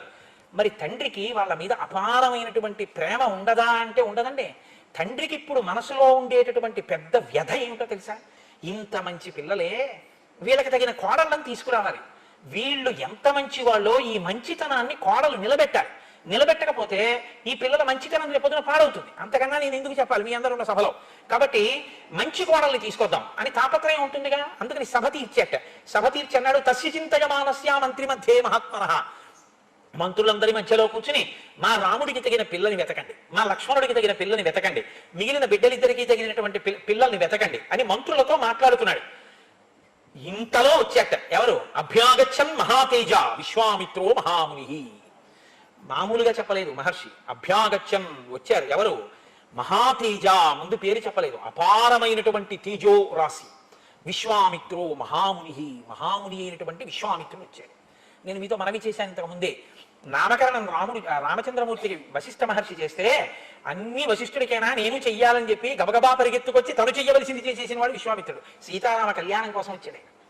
రాముడికి స్నాతకం చేయడానికి వచ్చాడు ఆయన. గురువుగారు చేస్తారు స్నాతకం. స్నాతకం అంటే ధర్మం అంతా నేర్పుతాడు. అందుకే ఇక్కడి నుంచి ఈ రామాయణాన్ని మీరు వేరు కోణంలో చూడండి. రాముడు మాట్లాడతాడు, విశ్వామిత్రుడు మాట్లాడతాడు. విశ్వామిత్రుడు రాముణ్ణి వెంట తిప్పుకొని మాట్లాడి చెప్పిన విషయాలు ఏవి ఉన్నాయో అవే భావి రాముణ్ణి తీర్చిదిద్దే, అదే రామ జీవితం మీద అంతా ప్రభావం చూపించే. అంత గొప్పగా మాట్లాడాడు, అంత గొప్పగా తీసుకెళ్లి నేర్పాడని. విశ్వామిత్రుడు కలవక ముందు రాముడు ఒకటి, విశ్వామిత్రుడు కలిశాక రాముడు ఒకటి. ఆయన వచ్చారు అన్న విషయాన్ని అక్కడ ఉన్నటువంటి ద్వారపాలకులు చూశారు. ఆయన అన్నాడు వచ్చి, నేను గాధిసుతుణ్ణి, కుశికపుత్రుణ్ణి, కౌశికుడు అంటారు, నేను విశ్వామిత్రుణ్ణి, నేను అంతఃపురంలో రాజదర్శనం చెయ్యాలనుకుంటున్నాను, వెళ్ళి మీ ప్రభువుకి చెప్పన్నారు. వాళ్ళకి కూడా విశ్వామిత్రుడు అన్న పేరు వింటే కించిత్ ఉలికిపాటు. ఎందుకంటే ఆయన బ్రహ్మర్షిత్వాన్ని పొందకముందు అదే పనిగా శాపాలు విడిచిపెట్టాడు. వాళ్ళు పరిగెత్తుకుంటూ అంతఃపురంలోకి వెళ్ళారు. వెళ్ళి దశరథ మహారాజుకి చెప్పారు, అయ్యా విశ్వామిత్ర మహర్షి వచ్చారు, రాజద్వారం దగ్గర నిలబడి ఉన్నారు, లోపలికి వస్తానంటున్నారు. సరే రమ్మను అనవలసిన వ్యక్తి కాదు, అందరినీ అలా రమ్మనకూడదు, తాను పరిగెత్తాలి. సింహాసనం మీద ఉన్న ప్రభు అయినా సరే ఆయన తేజస్సు అటువంటిది, మహాతేజాహ. సంకల్పం చేస్తే ఇంకో లోకాన్ని సృష్టించాడు. దశరథుణ్ణి పడగొట్టడం పెద్ద లెక్క కాదు. కాబట్టి ఇప్పుడు పరిగెడుతున్నాడు, ప్రభువంతటి వాడు కూడా పరిగెత్తుకుంటూ వెళ్ళి చూశాడు. వాల్మీకి మహర్షి గొప్పతనం ఎక్కడ ఉంటుందంటే, చూసిన వాడి కళ్ళల్లోంచి మీకు చూపిస్తారు. ఎవరు చూశారు అక్కడ విశ్వామిత్రుడు? నా గుమ్మం ముందు నిలబడి ఉన్న విశ్వామిత్రుడిని చూసిన వారు ఎవరు? దశరథ మహారాజు గారు చూస్తున్నారు. దశరథ మహారాజు గారి కళ్ళల్లోంచి మీకు విశ్వామిత్రుడిని చూపిస్తారు. మీరు పరకాయ ప్రవేశం చేసి నించోవాలి. పరిగెత్తుకుంటూ వెళ్ళి చూసేటప్పటికి అక్కడ నిలబడి ఉన్నట్టు ఎలా ఉన్నట్టు ఆయన చూస్తే, తం దృష్ట్వా జ్వలితం దీప్త్యా తాపసం సంసితం వ్రతం ప్రహృష్టవదనో రాజా తతోర్ఘ్యం ఉపహారయత్. ఆయన జ్వలిస్తున్నటువంటి శిఖ, అగ్నిశిఖ ఎలా ఉంటుందో, ఒక హోమగుండంలో నీతితో తడిపినటువంటి ఆ సమిధని తీసుకెళ్లి వేసినప్పుడు ఒక జ్వాల, ఒక అగ్నిశిఖ పైకి లేస్తే ఎలా ఉంటుందో అలా ఉన్నట్టు తేజస్సుతో ఆయన్ని చూడగానే ప్రహృష్టవదనం, అబ్బా ఎంతటి మహానుభావుడు, ఇటువంటి మహాపురుషుడు రావడమే చాలు, ఈ భావన కలిగింది విశ్వామిత్రుడికి. అంతవరకు నిజంగా ధన్యుడు, చాలా గొప్పవాడు దశరథుడు. ఆ విషయం వరకు మనం తప్పు పట్టడానికి లేదు. కానీ ఏ సామాన్యమైన తండ్రి హృదయంలో ఉండే పితృప్రేమైనా ఎలా మాట్లాడిస్తుందో అలా మాట్లాడాడంతే. కాబట్టి ఇప్పుడు చాలా సంతోషపడిపోయి ఇదమర్ఘ్యం అని గబగబా అర్ఘ్యం ఇచ్చాడు, పాద్యం ఇచ్చాడు, పలకరించాడు. మీరు క్షేమంగా ఉన్నారా? మీరు రాజర్షి, ఎంత తపస్సు చేశారు, బ్రహ్మర్షి అయ్యారు, మహానుభావ మీ అంతటి తేజోమూర్తి ఎక్కడున్నారు? ఇవాళ మీరు నా రాజ్యానికి రావడం నా జన్మ సఫలమైంది, రండి స్వాగతం చెప్తున్నాను, లోపలికి రండి అన్నాడు. ఆయన కూడా అక్కడ ఉన్నటువంటి వశిష్ఠాది మహర్షులందరినీ కూడా కుశలం అడిగాడు. దశరథుడిని కుశలం అడిగాడు, నువ్వు కుశలమా, రాజ్యం కుశలమా, సామంతులు కుశలమా, కోశాగారం చక్కగా సమృద్ధిగా ఉన్నదా, నీ ప్రజలందరూ సుఖ సంతోషాలతో ఉన్నారా, వర్షాలు పడుతున్నాయా, అన్ని విషయాలు అడిగాడు. లోకము యొక్క క్షేమము, దశరథుని యొక్క క్షేమము రెండూ అడిగాడు. అడిగి లోపలకు వచ్చాడు. ఉచితమైనటువంటి ఆసనం మీద కూర్చున్నాడు. కూర్చున్న తరువాత దశరథ మహారాజు గారు ఇక్కడే కొద్దిగా తొందరపాటు ప్రదర్శించారు. ఎందుచేత ఈ తొందరపాటు వచ్చింది అంటే, లోపల కించిత్ భయం ఉంది, పైకి చాలా భక్తి ఉంది. వచ్చినవాడు బ్రహ్మర్షి తెలుసు, కానీ ఇతపూర్వం అనేక పర్యాయములు శాపవాక్కు విడిచినవాడు. ప్రత్యేకించి అసలు విశ్వామిత్రుడి జీవితంలో కోపం అంతా వశిష్ఠుడి మీద. తనకి వశిష్ఠుడు కులగురువు, యాగం చేయిస్తే బిడ్డలు పుట్టారు. ఇప్పుడు హఠాత్తుగా వచ్చాడు. ఏమంటారో అని భయం. కాబట్టి లేదా ఆయన యందు ఉన్నటువంటి అపారమైన భక్తి, ఆ స్వరూపాన్ని చూడగానే ఆయన అడిగిన తర్వాత మనం చేస్తామన్నామా, మనమే చేసేస్తామంటే గొడవ వదిలిపోతుందిగా, మీకేం కావాలి చేసేస్తాం అనే ముందు పెద్దల దగ్గరికి వెళ్ళి అలా అన్న తర్వాత వాళ్ళు అడిగింది మనం చెయ్యలేకపోతే వాళ్ళు ఏమంటారు అన్నది ఆలోచించుకుని ఉంటే మాట్లాడేటప్పుడు జాగ్రత్తగా మాట్లాడతారు. ఇది చాలా గమ్మత్తుగా ఉంటుంది. మాట అన్నది చాలా విచిత్రంగా ఉంటుంది. నాతో కొంతమంది అప్పుడప్పుడు మాట అంటుంటారు, కోటేశ్వరారు మీ ఉపన్యాసానికి రాలేకపోయినా ఏమనుకోకండి అంటుంటారు. మా అమ్మాయి పెళ్ళా, అదేమన్నా నా ఉపన్యాసానికి రాకపోతే నేనెందుకు అనుకోవడం, నేనేమనుకోను, మీ పని మీది, మీరు వస్తే సంతోషించడం, మీరు రాలేకపోతే విచారపడడం. రావాలంటే రామానుగ్రహం ఉండాలి, మానేయాలంటే రావణానుగ్రహం ఉండాలి కదా, దానికి నేనెందుకు బాధపడడం. మాటలు గమ్మత్తుగా ఉంటాయి. మనం ఏదో ఒకటి చెప్పబోయి ఇంకొకటి చెప్పేస్తుంటాం, తొట్టుపడిపోతాయి. కానీ ఆ మాట ఎంత దూరం వెళ్ళిపోతుందో, అది ఎంత ప్రమాదం తెచ్చేస్తుందో మనకి శ్రీరామాయణం చూపిస్తుంది. కాబట్టి చూడండి, ఇప్పుడు ఆయన అన్నాడు, కంచితే పరమం కామం కరోమి కిముహర్షిత పాత్రభూతోసి మే బ్రహ్మన్ దిష్ట్యా ప్రాప్తోసి కౌశిక. ఇక్కడ అన్న మాట గొప్పది, కానీ ఆ మాటే వచ్చి చుట్టుకుంది దశరథ మహారాజు గారు. పాత్రత ఉన్నవాడివి నా ఇంటికి వచ్చావు, ఇప్పుడు నీకు ఏమైనా ఇస్తే నేను ధన్యుణ్ణి. ఎంత అదృష్టమయ్యా ఇవాళ నాది, నువ్వు వచ్చావు, నీకేం కావాలి చెప్పు, నేను ఇచ్చేస్తాను అంటే. పుచ్చుకునేవాడు ఉంటాడు, పుచ్చుకోనివాడు ఉంటాడు. పుచ్చుకోనివాడు ఒకటి మీ దగ్గర పుచ్చుకున్నాడు అనుకోండి, ఇప్పుడు మీ జన్మ ధన్యమైందని గుర్తు. శంకర భగవత్పాదులు వెళ్ళి ఒక ఎండు ఉసిరిక పుచ్చుకున్నారు. ఎవరు ధన్యులయ్యారా? ఆయన ధన్యులయ్యారా? లేకపోతే ఆ బ్రాహ్మణికి ఐశ్వర్యం వచ్చిందా? ఊరక రారు మహాత్ములు వా రథముల ఇండ్ల కడకు వచ్చుటెల్లం కారణము మంగళములకు మీరొచ్చుట శుభము మాకు నిజము మహాత్మా అంటారు భాగవతంలో.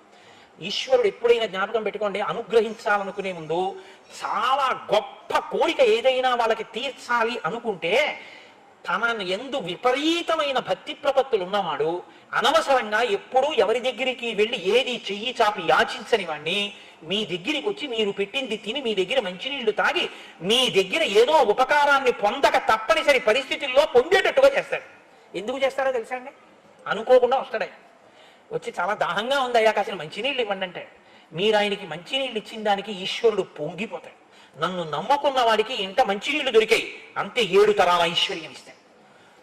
ఏదో ఇవ్వాలంటే ఈశ్వరుడు తాను పుచ్చుకోవడం కాదు, తనని నమ్ముకున్న మహాభక్తుణ్ణి పంపిస్తాడు. అది పాత్రత. ఆ చేతిలో పడిందనుకోండి మీ ద్రవ్యం, మీ సంపత్తి ఏదో ఆయన ఉపయోగానికి పనికొచ్చింది. ఓ గ్లాసుడు మంచినీళ్లు మీ ఇంట్లో ఆయన తాగారు. ఓ రోజు వచ్చి ఆయన మీ ఇంటి అరుగు మీద కూర్చున్నారు.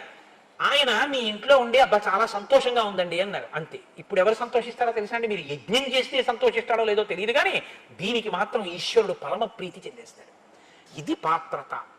ఇది అక్కడ పెట్టింది 1000 రూపాయలే, ఇక్కడ పెట్టింది 1000 రూపాయలే ఉండదు. అక్కడ పెట్టింది అంటే నా ఉద్దేశం ఎవరినో ఉద్దేశించి నేను ఈ మాట అంటలేదు, కానీ ఒక శంకర భగవత్పాదుల చేతిలోకి ఒక ఎండు ఉసిరికాయ పడ్డానికి ఇంకొకళ్ళకి 10,000 రూపాయలు ఇవ్వడానికి తేడా లేదండి.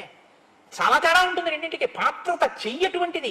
అది ఎప్పుడు ఇలా సాపి ఎరగని చెయ్యి, అది పుచ్చుకోదలాగా, దానికి అలవాట్లేదు, అది ఇలా సాపది అరగదు. ఇది అటువంటి చెయ్యి పుచ్చుకోవలసి వచ్చింది. ఈశ్వరుడు ఆ పరిస్థితిని సృష్టించాడు. పుచ్చుకుంటే తప్ప నడవని స్థితి ఆయనకి, అందుకని పుచ్చుకున్నాడు. గ్లాసుడు మంచినీళ్ళు పుచ్చుకున్నాడు, పుచ్చుకోకపోతే ప్రాణం పోతుంది, తాగాడు. మంచినీళ్లు మీ ఇంట్లో తాగాడు, ఈశ్వరుడు మీకు 7 తరాలకు సరిపోయే ఐశ్వర్యం ఇచ్చేస్తాడు. మీరు ఆయననే తిరస్కరించారు. మంచినీళ్ళ మజ్జిగ వెళ్ళమన్నారు. ఉత్తర క్షణంలో ఐశ్వర్యం భ్రష్టమైపోతుంది. జ్ఞాపకం పెట్టుకోండి. వ్యతిరేక్త ఫలితం కూడా అలాగే ఉంటుంది. మహాత్ముల మనసు సంతోషించిన అంతే, మహాత్ముల మనసు ఖేదపడిన అంతే. కాబట్టి ఇప్పుడు అంటున్నాడు, ఈ ఖేద పడుతుందేమో అన్న కోణాన్ని విస్మరించాడు. నీ వంటి పాత్రత కలిగిన వాడు నా ఇంటికి వచ్చాడు, నా భాగ్యం కదూ. ఏమి ఇమ్మంటావు చెప్పు, నేను ఇచ్చేస్తానంటున్నాడు. పాత్రభూతోసి మే బ్రహ్మన్ దిష్ట్వా ప్రాప్తోసి కౌశిక అద్యమే సఫలం జన్మం జీవితం చ సుజీవితం. చాలా పెద్ద మాట అండి రామాయణంలో. అద్యమే సఫలం జన్మం, నా జన్మ సఫలమైపోయింది. ఈ శరీరంతో ఉన్నందుకు ఇవాళ నేను ఒక భాగ్యాన్ని పొందాను. నిన్ను చూశాను, నువ్వు మా ఇంటికి వచ్చావు, ఇప్పుడు నువ్వు ఏదో అడుగుతావు, నేను ఇచ్చేస్తాను. చాలు. ఈ శరీరంతో ఉన్నందుకు ఈ చేత్తో నేను ఇస్తున్నాను అని ఇవ్వగలుగుతున్నాను. ఇంకింతకన్నా నాకేం కావాలి? నా జన్మ సఫలమైపోయింది. నేను ఇప్పుడు ఇంట్లో లేను, క్షేత్రంలో ఉన్నాను. ఎందుకో తెలుసా? నువ్వు ఎక్కడికి వచ్చావో అక్కడికి నీ తపశక్తి వల్ల నీ క్షేత్రం అవుతుంది. కాబట్టి నా ఇల్లు క్షేత్రమైంది నీ వల్ల. మహానుభావ, నా అదృష్టం, నీకేం కావాలి చెప్పు, నేను ఇచ్చేస్తానన్నాడు. ఏమైనా మాట్లాడుతున్నాడు ఆ విశ్వామిత్రుడు? ఇది ఇద్దరికీ తేడా. చెప్పని చెప్పని అని వింటున్నాడు. బాగా అననిచ్చాడు అన్నీ విని అన్నాడు, అవునులే, ఇక్ష్వాకు వంశంలో పుట్టావు, సత్యధర్మములను అనుష్ఠించావు, ధర్మాత్ముడవని 3 లోకములలో ఖ్యాతి గణించావు, వశిష్ఠుడికి శిష్యుడివి, వశిష్ఠుడి దగ్గర పాఠాలు నేర్చుకున్నావు. ఇప్పుడు గురువు గారికి కూడా పడింది. ఎందుకంటే ఇప్పుడు కాదన్నాడు అనుకోండి, ఆ గురువు గారి పేరు పోతుంది. ఇదే నువ్వు నేర్పింది. ఇస్తాను అని అడగకుండా ఇస్తానని అడిగిన తర్వాత నేను ఇవ్వనంటే చెప్పిన గురువు గారు ఏమైపోతారు? ఇవ్వను అని దశరథుడు అంటే గురువుగారు జోక్యం చేసుకోవాలి వశిష్ఠుడు. ఇది విశ్వామిత్రుడు మాట్లాడితే అలా ఉంటుంది. ఎంత గొప్పగా నేను అదే మీతో మనవి చేసింది. వాక్ అంటే ఎలా ఉంటుందో రామాయణం చెప్తుంది. అందుకే జిహ్వాగ్రే వర్తతే లక్ష్మి, జిహ్వాగ్రే మిత్రబాంధవాహ, జిహ్వాగ్రే బంధనం ప్రాప్తి, జిహ్వాగ్రే మరణం ధ్రువం. అనకూడని మాట ఒక్కటిగా వాళ్ళ నోటి వెంట అనేసి కారాగారానికి పోతుంటారు. అనకూడని మాట ఒక్కటి అనేసి మరణం తెచ్చేసుకుంటారు. అనకూడని మాట ఒక్కటనేసి ఐశ్వర్యాన్ని పోగొట్టేసుకుంటారు. అనకూడని మాట ఒక్కటనేసి ఎంత ఉపద్రవమో తెచ్చుకుంటారు. అనవలసిన మాట ఒక్కటని మిత్రులందరినీ సంపాదించుకుంటారు. నాలుక అంత గొప్పదండి. అందుకు కదా శ్రీరామ నీనామం ఎంత రుచిరా, ఎంత రుచి ఎంత రుచి ఎంత రుచిరా, పాలు పంచదారుల కన్నా పెరుగు తేనెల కన్నా శ్రీరామ నీనామం ఎంత రుచిరా అంటాం. ఏమిటండి ఆ మాటకు అర్థం? ఏమైనా అర్థం ఉందా? పాలు నాలుగు మీద వేసుకుంటే రుచి తెలుస్తుంది, పెరుగు తెలుస్తుంది, తేనె తెలుస్తుంది, పంచదార తెలుస్తుంది. రామనామం కాగితం మీద రాసిన నాలుగు మీద ఏంటి? ఇక్కడ రుచి ఏమిటి దానికి? కాదు. రుచి అంటే ఏమిటో తెలుసా అండి? నాలుకతో చూసేటటువంటి అనుభవ జ్ఞానం కాదు. రామా, ఈ నాలుకతో తిన్న పాలు, నాలుకతో తిన్న పెరుగు, నాలుకతో తిన్న పళ్ళు ఈ శరీరంలో సప్తధాతువులయ్యాయి. చర్మము, రక్తము, కొవ్వు, మాంసము, అస్థి, శుక్ల, మేధ. ఈ నాలుకతో అన్న రామ ఇంకా మళ్ళీ శరీరంలోకి రాకుండా చేసింది. ఇది దీని శక్తి. కాబట్టి రామ, శ్రీరామ నీ నామం ఎంత రుచిగా, దీని శక్తి తెలుసుకున్నాను రామా అని చెప్పడం దాని భావం తప్ప. అంతేగాని అరటిపళ్ళలా తీయగా ఉంటుందా అండి, పాలల్లా కమ్మగా ఉంటుందా అండి, ఇది ఇలా ఎందుకు రాశారండి అని అనకూడదు. అది అనుభవంలోకి తెచ్చుకోవాలి. రసేంద్రియము అంటే నీకు పదార్థముల రుచి చెప్పడం కాదు, రసోవై సహా ఈశ్వర నామం పలకడంలో ఉన్న ఆనందాన్ని కూడా చెప్పాలి. అమ్మయ్యా, ఇవాళ ఎంత సంతోషంగా చెప్పుకున్నానండి శ్రీరామాష్టోత్తరం అని చెప్పుకున్న అష్టోత్తరం. అంతేగాని విశ్వం విష్ణుహో అదొకటే వినపడుతుంది విష్ణు సహస్రంలో. ఆ తర్వాత ఇంకా వరమాలి గదీశాంగి వినపడుతుంది. ఎవరి కోసం చదువు? ఎందుకది? ఎవడడిగాడు నేను చదవమని? మానే శ్రీరామ రామ రామే తిరమే రామే మనోరమే అని నీకు టైం లేకపోతే అందుకని ఎందుకు వచ్చిన దిక్కుమాల పరిగెత్తడాలు?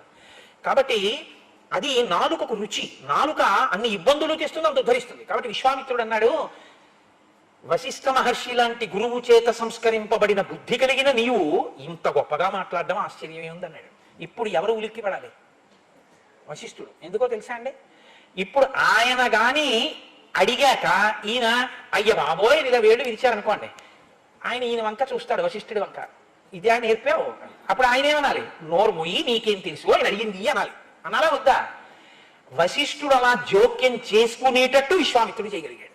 ఇది ఆయన ప్రజ్ఞ. పాపం అమాయకుడు ఎవరు? పుత్ర వ్యామోహంతో తొందరపడిపోయి మాట్లాడేస్తున్నాను మహా అడిగితే అడుగుతాడు, ఏదో గుడి కడుతున్నానంటాడు, గోపురం కడుతున్నానంటాడు, అంతే కదా అనుకున్నాడు దశరథ మహారాజు. ఆయన అన్నాడు, ఏమీ లేదయా, నీ దగ్గరికి రావడానికి ఒక చిన్న కారణం ఉంది, దానికోసం వచ్చాను. అహం నియమమాతిష్టే సిద్ధ్యర్థం పురుషర్షభ తస్య విఘ్న కరో దౌతు రాక్షసౌ కామరూపిణం. నేను సిద్ధి కొరకు ఒక యాగం చేస్తున్నాను. ఆ సిద్ధి కొరకు యాగం చేస్తున్నప్పుడు ఇద్దరు రాక్షసులు కామరూపంలో వస్తున్నారు. వాళ్ళు రూపం మార్చుకుని వస్తున్నారు, విఘ్నం కల్పిస్తున్నారు. దానివల్ల యజ్ఞం పూర్తవట్లేదు. ఎన్ని మాటలు యజ్ఞం చేసినా విఘ్నం వస్తుంది. అందుకని నేను మళ్ళీ లేచిపోవలసి వస్తుంది. అయితే అలా ఎందుకు లేచిపోతున్నావు? నువ్వు బ్రహ్మర్షివి కదా, నువ్వు ఒక్క సంకల్పం చేసి శాపం విడిచిపెడితే వాళ్ళు చచ్చిపోతారుగా, నువ్వు పూర్తి చేసుకోగలవుగా యాగం అంటే. ఏమైనా నేను కోప్పడతాను, శాపాలు పెడతాను అనుకుంటున్నావేమో, ఇప్పుడు అది మానేశాను, నేను బ్రహ్మర్షిని, నాకు అంతటా ఈశ్వరుడు కనపడుతున్నాడు. అందుకని ఆయన అన్నాడు, నచమే క్రోధముత్సృష్టం బుద్ధిర్భవతి పార్థివ తథా భూతాహి సాచర్య నశాపస్తత్ర ఉచ్యతే. నేను కోపంతో శాపం విడిచిపెట్టకూడదు ఆ యజ్ఞంలో, అందుకని నేను శపించట్లేదు. అందుకని వాళ్ళు ఏం చేస్తున్నారంటే యజ్ఞభంగం చేసేస్తున్నారు. అందుకని ఇప్పుడు ఆ వచ్చినటువంటి వాళ్ళు యజ్ఞభంగం చేసే సమయంలో ఆ ఇద్దరిని చంపడానికి మీ అబ్బాయిని నాతో పంపించాను. స్వపుత్రం రాజశార్దూల రామం సత్యపరాక్రమం. నీ కొడుకున్నాడే రాముడు సత్యపరాక్రముడు, చాలా తేజోవంతుడు. కాకపక్షధరం శూరం జ్యేష్టం మీ దాతుమర్హసి. అదిగో ఆ జులపాల జుత్తుతో ఉన్న రాముడు ఉన్నాడే, గొప్ప అందగాడు, వాడిని నాతో పంపించు, వాడిని తీసుకెళ్తాను, వాడు చంపుతాడు ఆ ఇద్దరు రాక్షసులు అని. రామస్య రాజ్యశార్దూల న పర్యాప్తౌ మహాత్మన నచ పుత్ర కృత స్నేహం కర్తుం అర్హసి పార్థివ. ఇప్పుడు దశరథుడు ఏం ఆలోచిస్తాడో కూడా పరకాయ ప్రవేశం చేసి విశ్వామిత్రుడు చెప్పేస్తున్నాడు. అమ్మో, మా అబ్బాయిని పంపించరా అండి అనకు. ఎందుకంటే అనద్దంటున్నానో తెలుసా? నీకేం తెలుసో తెలుసా? నీ కొడుకన్న విషయం ఒకటే తెలుసు తప్ప ఆయనెవరో నాకు తెలుసు. నేను పంపించమంటున్నాను, నువ్వు పంపించేసేయి. నువ్వేమడిగితే ఇస్తానన్నావు, నేను అడిగాను, ఇచ్చేసేయి. తప్ప పుత్రుడి మీద స్నేహంతో, ఆయన మీద ప్రీతితో అయ్య బాబో ఇస్తే ఏమైపోతుందో అని ఇవ్వడం మాత్రం మానకం. అహంతే ప్రతిజానామి హతౌ తౌ విధి రాక్షసౌ. నీకు నేను ప్రతిజ్ఞ చేసి చెప్తున్నాను, రాముణ్ణి నాతో పంపు, రాక్షసులు మరణించినట్టు అని చెప్పాడు. అంటే ఏమిటి? రాముడు క్షేమంగా ఉంటాడనే కదా. నువ్వు దేనికి భయపడాలి? రాముడికి ఏమైనా అవుతుందేమో అని. రాక్షసులు మరణిస్తారు, నేను ప్రతిజ్ఞ చేస్తున్నాను అన్నాడు బ్రహ్మర్షి. విశ్వాసం అంటే, శ్రద్ధ అంటే, భక్తి అంటే ఏమిటండి? ఎదురుగుండా వచ్చి అర్ఘ్యం ఇవ్వడం, పాద్యం ఇవ్వడం కాదు, ఆయన చెప్పిన దాని మీద నమ్మకం ఉంచడం కదా. ఇప్పుడు చెప్పాడుగా, ప్రతిజ్ఞ చేసి చెప్తున్నానన్నాడుగా. పైగా ఇంకొక మాట చెప్పాడు, నువ్వు ఇంకా అనుమానపడుతున్నావేమో రాముణ్ణి పంపడానికి. అహం వేద్మి మహాత్మానం రామం సత్యపరాక్రమం వశిష్ఠోపి మహాతేజ ఏచేవే తపసి స్థితాః. రాముడు ఎవరో నీకు తెలియదు. తెలియక నువ్వేమనుకుంటున్నావు అంటే, పిల్లాడు నా కొడుకు, వాడేమిటి, రాక్షసుల్ని చంపడం ఏమిటి, పంపడం ఏమిటి, బాబోయ్ అటు దిచైతే అని అమంగళాన్ని ఆలోచిస్తుంది. ఇది ఎందుకు ఆలోచిస్తుందని విశ్వామిత్రుడు చెప్పగలిగాడో తెలుసా అండి? నేను అందుకే మీతో మనవి చేశా, రామాయణం మనస్తత్వ శాస్త్రము అని. నీకు ప్రీతి ఎక్కువైపోతే అమంగళాన్ని అది భయపడుతుంది. బాగా గుర్తుపెట్టుకోండి. నా కొడుకు మీద నాకు విపరీతమైన ప్రీతి అనుకోండి, 8ంటికి రావలసిన వాడు 8:45 అయిపోయినా రాలేదనుకోండి, వీడిని సైకిల్ స్పీడ్గా తొక్కద్రా, బ్రేకులు సరి చేయించుకోరా అంటే ఆ బ్రేకులు సరి చేయించుకోడు, స్పీడ్గా తొక్కుకొచ్చేస్తాడు. ఈ మధ్యన ఇక్కడేమో పెద్ద గొయ్యి తవ్వారు, అది కప్పట్లేదు, వీడు అటువైపు నుంచే వస్తాడు, ఏమైందో ఏమో అంటాడు. ఆ గోతులో పడిపోయాడో, కింద పడిపోయాడో, కాళ్ళు విరిగిపోయో, చేతులు విరిగిపోయో, హాస్పిటల్కి తీసుకెళ్లారో అనలేడు. మనసు అంగీకరించాక ఏమైందో ఏమో అంటాడు. అంతేగాని మాస్టర్ బహుశా 9 వరకు కూడా లెక్కలు నేర్పుతున్నాడు, ఉత్సాహంగా నా కొడుకు వింటుంటాడు అంటాడేంటి? అతి ప్రీతి అమంగళాన్ని ఊహించి భయపడుతుంది. కాబట్టి ఇది కనిపెట్టాడు. లేక పుట్టిన పిల్లలు కదండి, బెంగ పెట్టుకుని పంపిస్తే ఏమైనా అయిపోతాడు అనుకుంటున్నావేమో, అలా బెంగ పెట్టుకోకు. అహం వేద్మి మహాత్మానం రామం సత్యపరాక్రమం. రాముడు సత్యపరాక్రముడయ్యా, రాముడు ఎవరో నాకు తెలుసు. నువ్వు అలా అంటున్నావు కానీ నువ్వు అనుకున్నది నిజమని ఎలా అనుకుంటాను అంటావేమో. వశిష్ఠోపి మహాతేజాయేచేమే తపసిస్థితా. నాకెంత తెలుసో వశిష్ఠుడికి ఎంత తెలుసు, అడుగు నీ కొడుకేనో లేకపోతే ఇంకేమన్నానేమో రాముడు అడుగు, చెప్పేస్తాడు వశిష్ఠుడు. ఆయన విష్ణు అన్న విషయం మాకు తెలుసు, నీకు తెలియదు, వచ్చిన గొడవ. ఇప్పుడు వశిష్ఠుడికి తెలుసు, పోనీ నేను చెప్తే వశిష్ఠుడు చెప్తాను నమ్ముతావా? ఇక్కడ ఉన్న తాపసులు చెప్తారు నమ్ముతావా? మేము అందరం చెప్తున్నాం, నీ కొడుకు కేవలం నీ కొడుకులా కనపడుతున్నాడు. నీ కొడుకు కాకుండా ఆయన ఇంకోటి, ఆయన సత్యపరాక్రమం, ఆయన పరాక్రమానికి అడ్డు లేదు. పంపవయ్యా. ఇదితే ధర్మలాభంచ యశశ్చ పరమం భువి స్థితం ఇచ్చేసి రాజేంద్ర రామం మీద తుమర్హసి.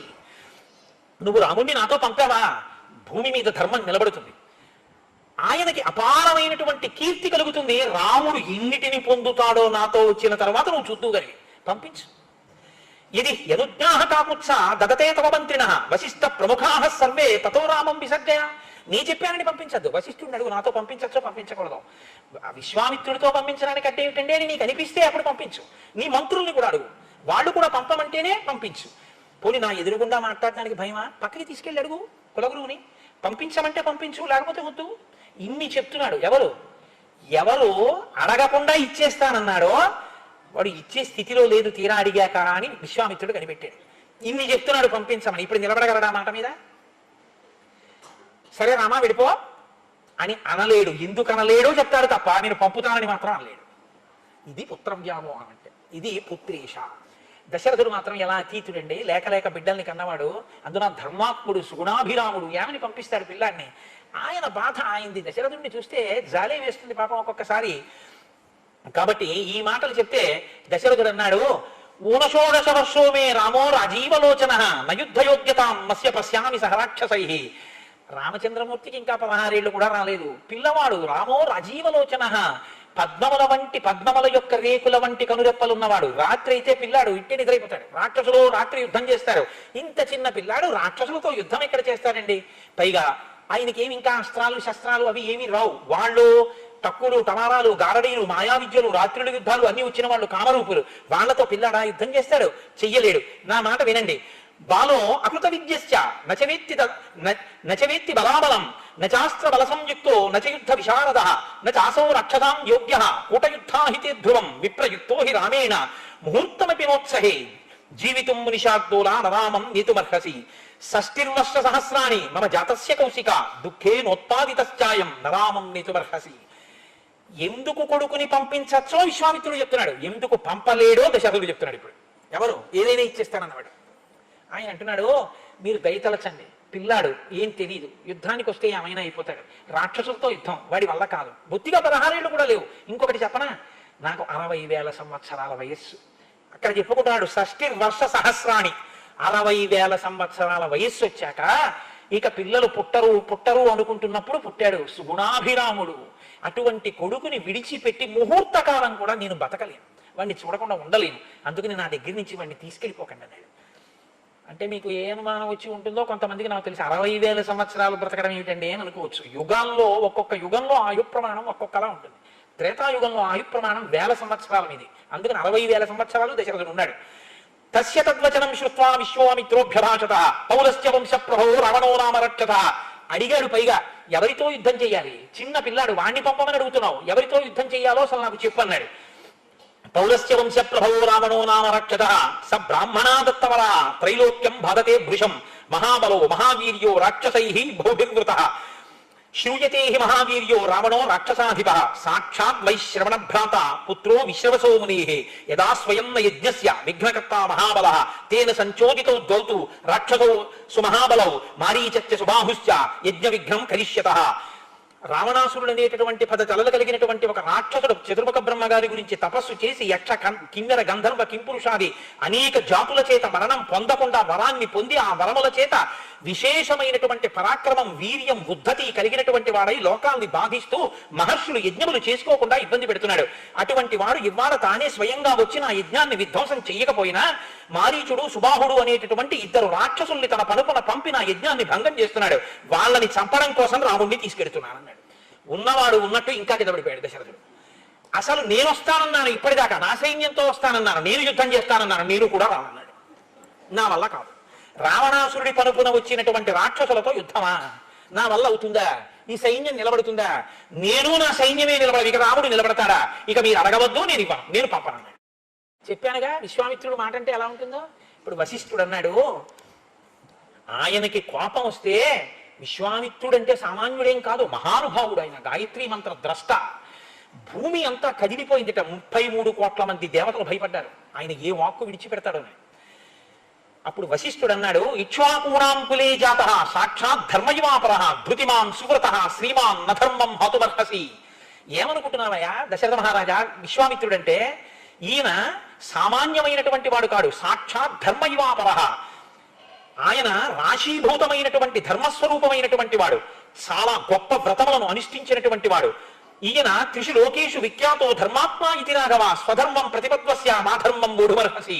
నువ్వు ఇంతకాలం ఇక్ష్వాకు కులంలో చాలా ధర్మాన్ని అనుష్ఠించిన వాడివి అని పేరు పొందిన వాడివి. ఇప్పుడు ఇచ్చిన మాట ఇవ్వను అని చెప్పి మాట తప్పి నీ ధర్మం పాడు చేసుకోకు.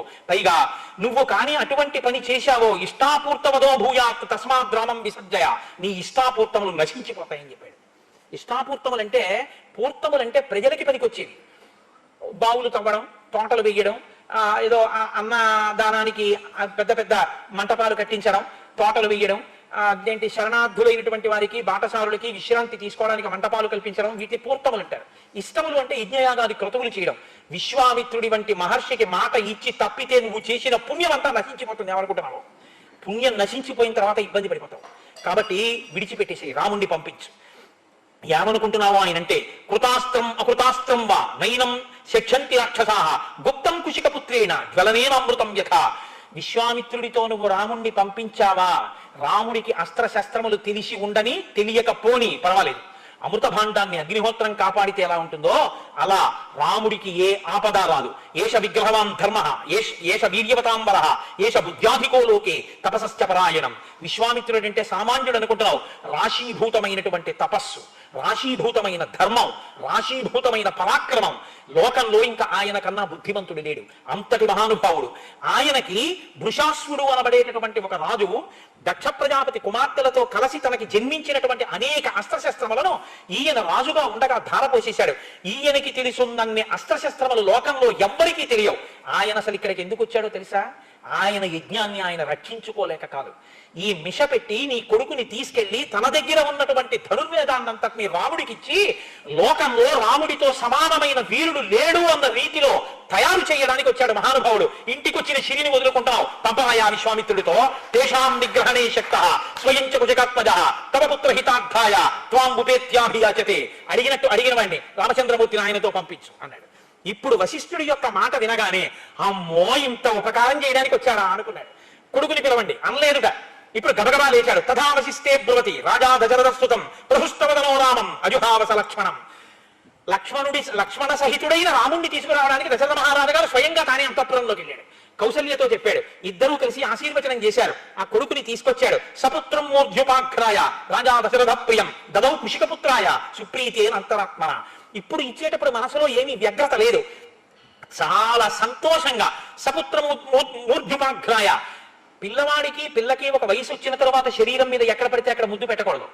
ఆశీర్వచనం తండ్రిది ఏమిటంటే 2 చెంపలు పట్టుకొని శిరస్సు ఉంచి మూర్ధన్య స్థానమునందు ముద్దు పెట్టుకోవాలి. రామాయణం ధర్మశాస్త్రం కాబట్టి ఉంచి దశరథుడు రాముణ్ణి మూర్ధన్య స్థానమునందు ముద్దు పెట్టి పంపించాడు. పుష్పవృష్టిర్మహత్సాసీత్ దేవదుంధుమి నిస్వనై శంఖదుంధుమి నిర్ఘోష ప్రయాతేతు మహాత్మని. విశ్వామిత్రుడితో రాముడు వెళ్ళడం అన్న ఘట్టం శ్రీరామాయణంలో ఎంత గొప్పదో మీరు తెలుసుకోవడానికి సాక్ష్యం ఇది.